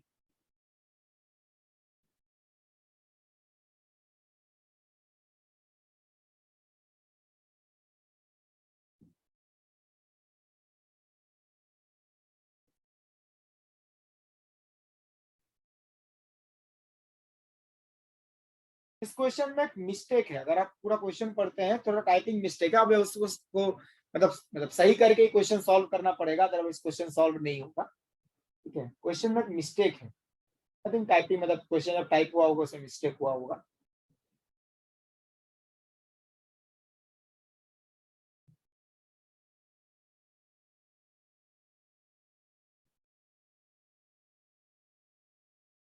देखिए क्वेश्चन में बोला गया है there are 3 sets of data A B C from an experiment. किसी एक्सपेरिमेंट से तीन डेटा सेट मिला, एक ए के कॉरिस्पॉन्डिंग, एक बी के कॉरिस्पॉन्डिंग, एक सी के कॉरिस्पॉन्डिंग। तीनों को इस साइन से प्लॉट किया गया। देखिए क्रॉस, स्क्वायर एंड सर्कल। आप डायग्राम में देख सकते हैं, ये जो क्रॉस वाला पार्ट है इसमें क्रॉस वाला गिवन है ना, ये ए का डेटा सेट है। जो स्क्वायर वाला है वो बी का डेटा सेट है, और जो सर्कल वाला है वो सी का डेटा सेट है। तो 3 स्ट्रेट लाइंस है। But the important part is this, ये जो प्लॉटिंग किया गया है ये किस स्केल में किया गया है? लॉग स्केल में किया गया है। क्या आप लोगों ने ग्रेजुएशन में या पोस्ट ग्रेजुएशन में कुछ एक्सपेरिमेंट किए होंगे जिसमें एक लॉग ग्राफ होता है? एक तो नॉर्मल ग्राफ होता है, एक होता है लॉग स्केल का ग्राफ होता है। तो ये लॉग स्केल के ग्राफ में प्लॉट किया गया है। तो ये जो एक्स एक्सिस है ना, ये एक्स नहीं है इस तरफ, ये log x का प्लॉट है। ये एक मिस्टेक है इस क्वेश्चन में, बट सिंस क्वेश्चन में लॉग स्केल मेंशन कर दिया गया तो इतना तो समझ सकते हैं। और इधर जो y है यहाँ पे बेसिकली log y प्लॉट किया गया है।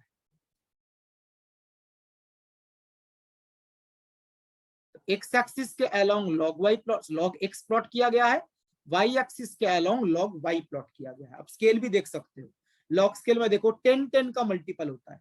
जैसे यहाँ पे 0.1 है, 0.1 इंटू 1, यहाँ पे 1 है तो 10 टाइम्स, 1 से 10, 10 से 100, 100 से 1000। लॉग स्केल में ऐसे चेंज होता है, 10 टाइम्स करके देखिए, 0.1 से 1, 1 से 10, 10 से 100। तो ये लॉग स्केलिंग है।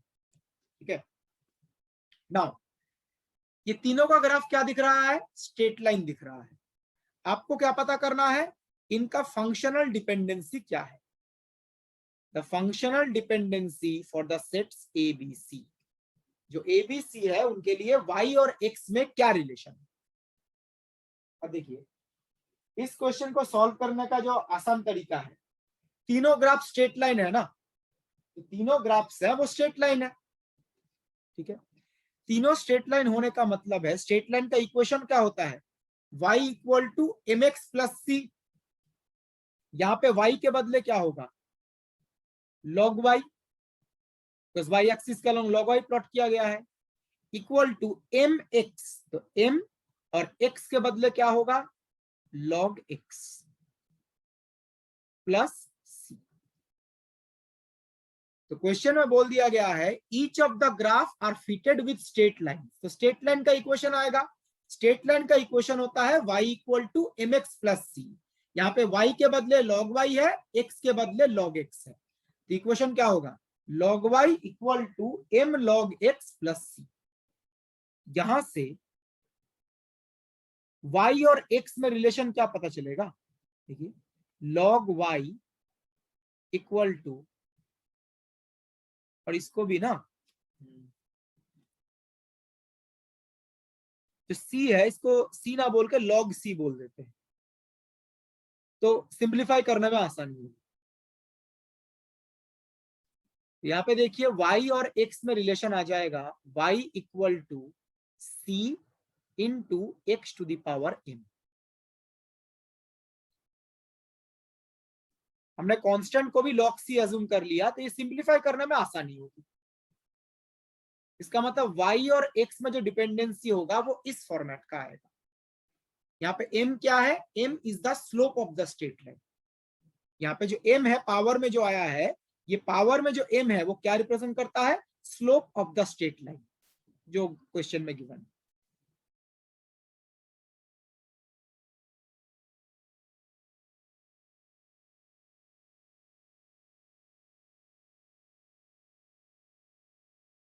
स्लोप ऑफ द लाइन, ठीक है। तो अब मुझे बताइए, किसी किसी के लिए तो कैलकुलेट करना काफी ज्यादा आसान है, जैसे फर्स्ट जो आसान सबसे ज्यादा होगा वो सेट बी के लिए होगा, इसलिए चारों ऑप्शन में बी के कॉरिस्पॉन्डिंग सेम आंसर गिवन है। जो डेटा बी है इसका कॉरिस्पॉन्डिंग कैलकुलेट करना काफी ज्यादा आसान है। Look at the diagram, B के कॉरिस्पॉन्डिंग जो स्ट्रेट लाइन है उसमें ये एंगल कितना है, क्या लग रहा है, 45 डिग्री। तो डेटा बी के लिए जो थीटा है एंगल विथ एक्स एक्सिस वो है 45 डिग्री। तो एंगल अगर 45 डिग्री है तो स्लोप कितना होगा, tan 45 होता है ना, 1। तो ये अगर 1 है तो y is equal to c x to the power 1। तो डेटा सेट बी के कॉरिस्पॉन्डिंग ये डिपेंडेंसी आएगा ना cx, यस और नो। ये जनरल हमने कैलकुलेट कर लिया था, इसमें m का वैल्यू रिप्लेस कर दिया, m का वैल्यू 1 है बिकॉज थीटा कितना है 45 b के लिए, तो y इक्वल टू cx। तो b के लिए डिपेंडेंसी क्या होगा, x का डिपेंडेंसी होगा। अब चेक करके देखो सारे ऑप्शंस में x ही गिवन है b के कॉरिस्पॉन्डिंग, इसलिए b कैलकुलेट करने का बहुत ज्यादा फायदा नहीं होगा, बस b कैलकुलेट करना आसान है। चारों में देखिए b के कॉरिस्पॉन्डिंग x गिवन है और x आ भी रहा है, ठीक है। ऐसे अगर हम c की बात करें, देखिए c में जो एंगल है वो एग्जैक्ट तो पता नहीं चल रहा है बट किससे बड़ा है,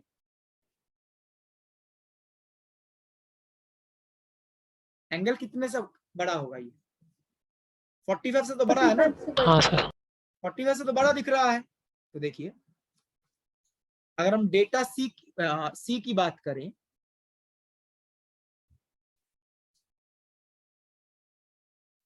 तो इसके लिए जो एंगल है that is greater then 45 degree. अगर थीटा ग्रेटर देन 45 डिग्री है तो स्लोप होता है tan थीटा, ये कितना होगा,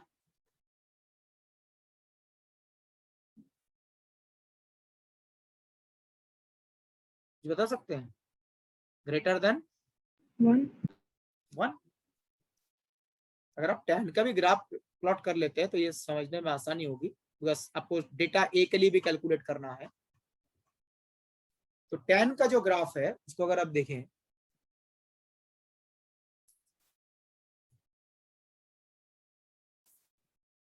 ये तो 0 to π/2 के लिए है, फिर π/2 टू पाई के लिए ऐसा।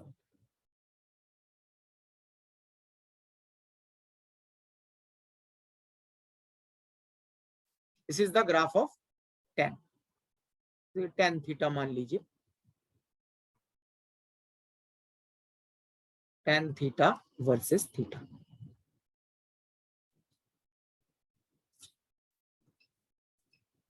This is 0, this point is π/2, ये जो पॉइंट है this is pi and so on. ये से हमें तक काम चल जाएगा, ठीक है। तो आप यहाँ पे देख सकते हैं π/4 पे कितना वैल्यू होता है 1, तो ये π/4 है।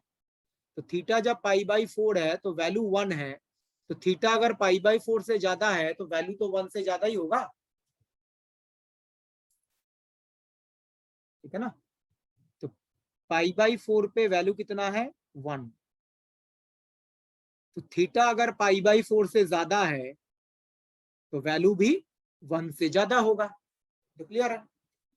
तो इसके कॉरिस्पॉन्डिंग इक्वेशन क्या लिखेंगे, y equal to c x to the power m, और इस केस में m का वैल्यू इससे ज्यादा होगा, 1 से ज्यादा होगा। ये तो समझ में आ रहा है, 1 नहीं होगा 1 से ज्यादा होगा, बिकॉज एंगल जो है वो 45 से ज्यादा है। क्लियर है पॉइंट एवरीवन? ठीक है। तो बताइए, ऑप्शन चेक कीजिए। फर्स्ट ऑप्शन में m का वैल्यू कितना है c के कॉरिस्पॉन्डिंग, 2, ये हो सकता है, ग्रेटर देन 1 है ना। सेकेंड ऑप्शन में c के कॉरिस्पॉन्डिंग m का वैल्यू कितना है 1 ये क्या हो सकता है, नो ग्रेटर देन 1 होना चाहिए ना। तो सी बी ऑप्शन तो एलिमिनेट हो गया। सी या डी भी हो सकता है, देखो सी में भी 2 है, डी में भी 2 है, ग्रेटर देन 1 है, इस केस में 2 है, 2 तो हो सकता है ग्रेटर देन 1। सिर्फ ऑप्शन बी नहीं हो सकता, ऑप्शन बी में m का वैल्यू 1 है, ग्रेटर देन 1 नहीं है, एक ऑप्शन तो एलिमिनेट हो गया। नौ बचा कौन सा data, A. Look at the diagram, A के लिए ये एंगल कितना है, क्या आइडिया लग रहा है, कितना, ये 135 से थोड़ा सा ज्यादा है, ये तो समझ में आ रहा है, 135 से ज्यादा है। तो अगर हम डेटा ए की बात करें,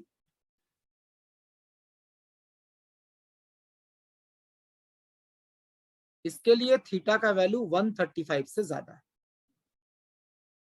इतना ज्यादा है that we don't know, but ये देख के लग तो रहा है it is greater than 135 degree. Now look at the diagram, 135 देखिए कहां पे आएगा, 135 मतलब 3π/4, तो ये पॉइंट है 3π/4। तो 135 पे वैल्यू कितना होता है, एनीवन, tan का वैल्यू -1। तो थीटा अगर π/4 से ज्यादा होगा तो वैल्यू कितना होगा, किस रेंज में होगा, π/4 से ज्यादा मतलब किस रेंज में है, ये रेंज है ना, 3π/4 से पाई के बीच में। तो इसके कॉरिस्पॉन्डिंग जो स्लोप आएगा वो किस रेंज में होगा, एनीवन, MA,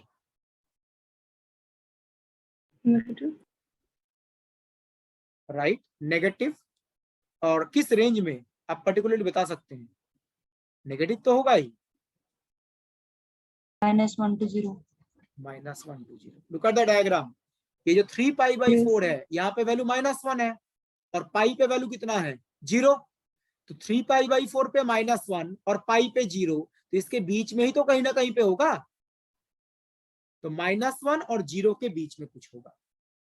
तो डेटा ए के लिए जो स्लोप आएगा उसका वैल्यू -1 और 0 के बीच में कुछ ना कुछ होगा, पता चल रहा है ये। अब ऑप्शन में जाते हैं, देखिए फर्स्ट ऑप्शन एम ए कितना है? पॉजिटिव 0.5 नहीं भाई। बट होना कितना चाहिए था? नेगेटिव होना चाहिए था ना, yes, sir. तो नहीं हो सकता, एलिमिनेट हो गया। सेकंड ऑप्शन में क्या है? यहाँ भी पॉजिटिव एंड 1। यहाँ पे भी तो पॉजिटिव है, x⁴ है ना, पावर की बात कर रहे हैं हम, तो एम ए यहाँ पे 1 है, ये तो हो ही नहीं सकते, पहले एलिमिनेट हो गया था। सी ऑप्शन में बताइए, -2। तो जिस रेंज में आना चाहिए उस रेंज में आ रहा है? No sir. सर -1 से 0 के बीच में आना चाहिए, ये भी नहीं है, तो एक ही ऑप्शन बचता है डी। डी में आप चेक करके देखो, -1/2, ये तो रेंज में है, -1 to 0, तो एम ए इज -1। तो कौन सा ऑप्शन करेक्ट है? Option D.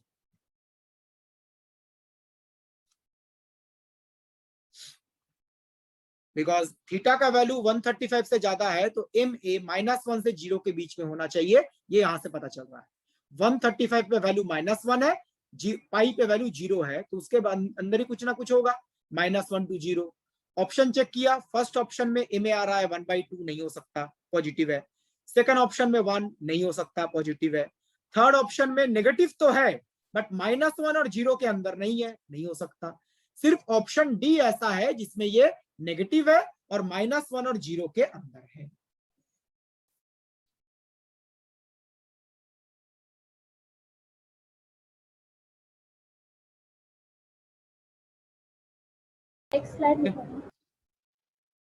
इस तरीके से हम ये क्वेश्चन जो है वो सॉल्व कर सकते हैं। बेसिकली यहाँ पे अगर आप, जैसे मैंने बी सी ए तीनों के लिए कैलकुलेट किया, लेकिन अगर आप सिर्फ ए के लिए भी कैलकुलेट कर लेते हैं तो आपको आंसर पता चल जाएगा। बी सी के लिए चेक करने का जरूरत नहीं है, मैंने मेथड बता दिया। सिर्फ आपको कौन सा चेक करना है? डेटा सेट ए चेक करना है, तो ओनली चेक डेटा ए। सिर्फ डेटा ए चेक करने को मैं क्यों बोल रहा हूं, बाकी चेक करने का जरूरत क्यों नहीं है? आपको पता होना चाहिए कैसे कैलकुलेट करते हैं, वो जरूरत क्यों नहीं है? आप ऑप्शन ए देखो, ऑप्शन ए में एम ए कितना है? 1/2। ऑप्शन बी में एम ए कितना है? 1। ऑप्शन सी में एम ए कितना है? -2। एंड ऑप्शन डी में एम ए है -1/2। तो देखिए चारों ऑप्शन में एम ए के वैल्यूज अलग अलग है ना, तो अगर आप सिर्फ ए के कॉरिस्पॉन्डिंग ही चेक करते हैं आपको आंसर पता चल जाएगा, किसी में सेम तो नहीं है। तो जब आप ए के कॉरिस्पॉन्डिंग कैलकुलेशन करेंगे तब तो एक ही ऑप्शन मैच करेगा, तो बी सी का कैलकुलेट करने का जरूरत भी नहीं है, बट आपको पता होना चाहिए जब बी सी में क्या रिजल्ट आएगा और कैसे कैलकुलेट करेंगे। ठीक है, तो ओनली ए पार्ट चेक करेंगे तो आंसर आ जाएगा। किसी को कोई डाउट है तो प्लीज आस्क। ए में लेस देन 0 कैसे आया? ये एंगल पाई 3π/4 और पाई के बीच में है ना, अच्छा ओके। जो थीटा ए है it is greater than 135 degree and less than 180 degree. तो जब आप स्लोप कैलकुलेट करोगे एम ए, तो tan 135 कितना है? -1, और tan 180 कितना है? 0। यहां से पता चला।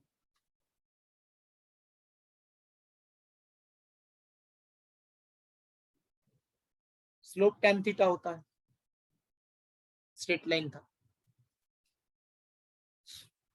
ओके,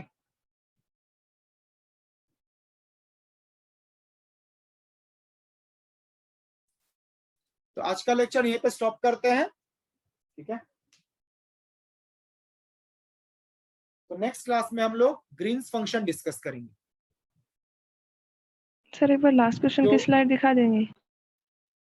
आप लोग थोड़ा डिराक डेल्टा फंक्शन और लैपलास ट्रांसफॉर्म जो है ना थोड़ा सा रिवाइज कर लीजिएगा, बस ग्रीन्स फंक्शन में हम डिराक डेल्टा फंक्शन और लैपलास ट्रांसफॉर्म का थोड़ा सा यूज करेंगे। सर सारी स्लाइड्स शो कर दीजिए।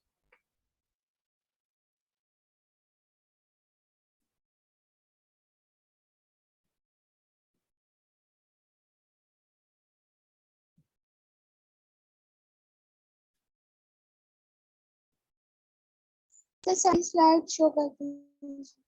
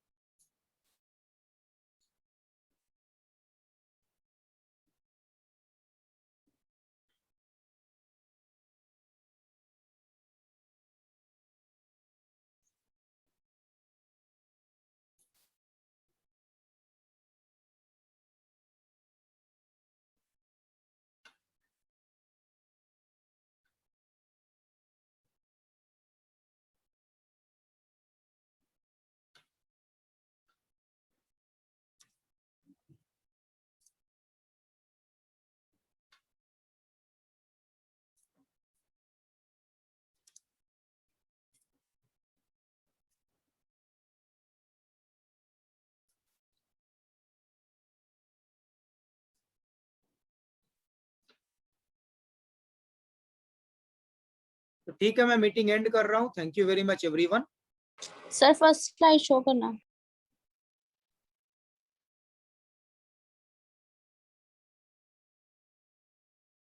फर्स्ट स्लाइड में तो ये था। Sir third number.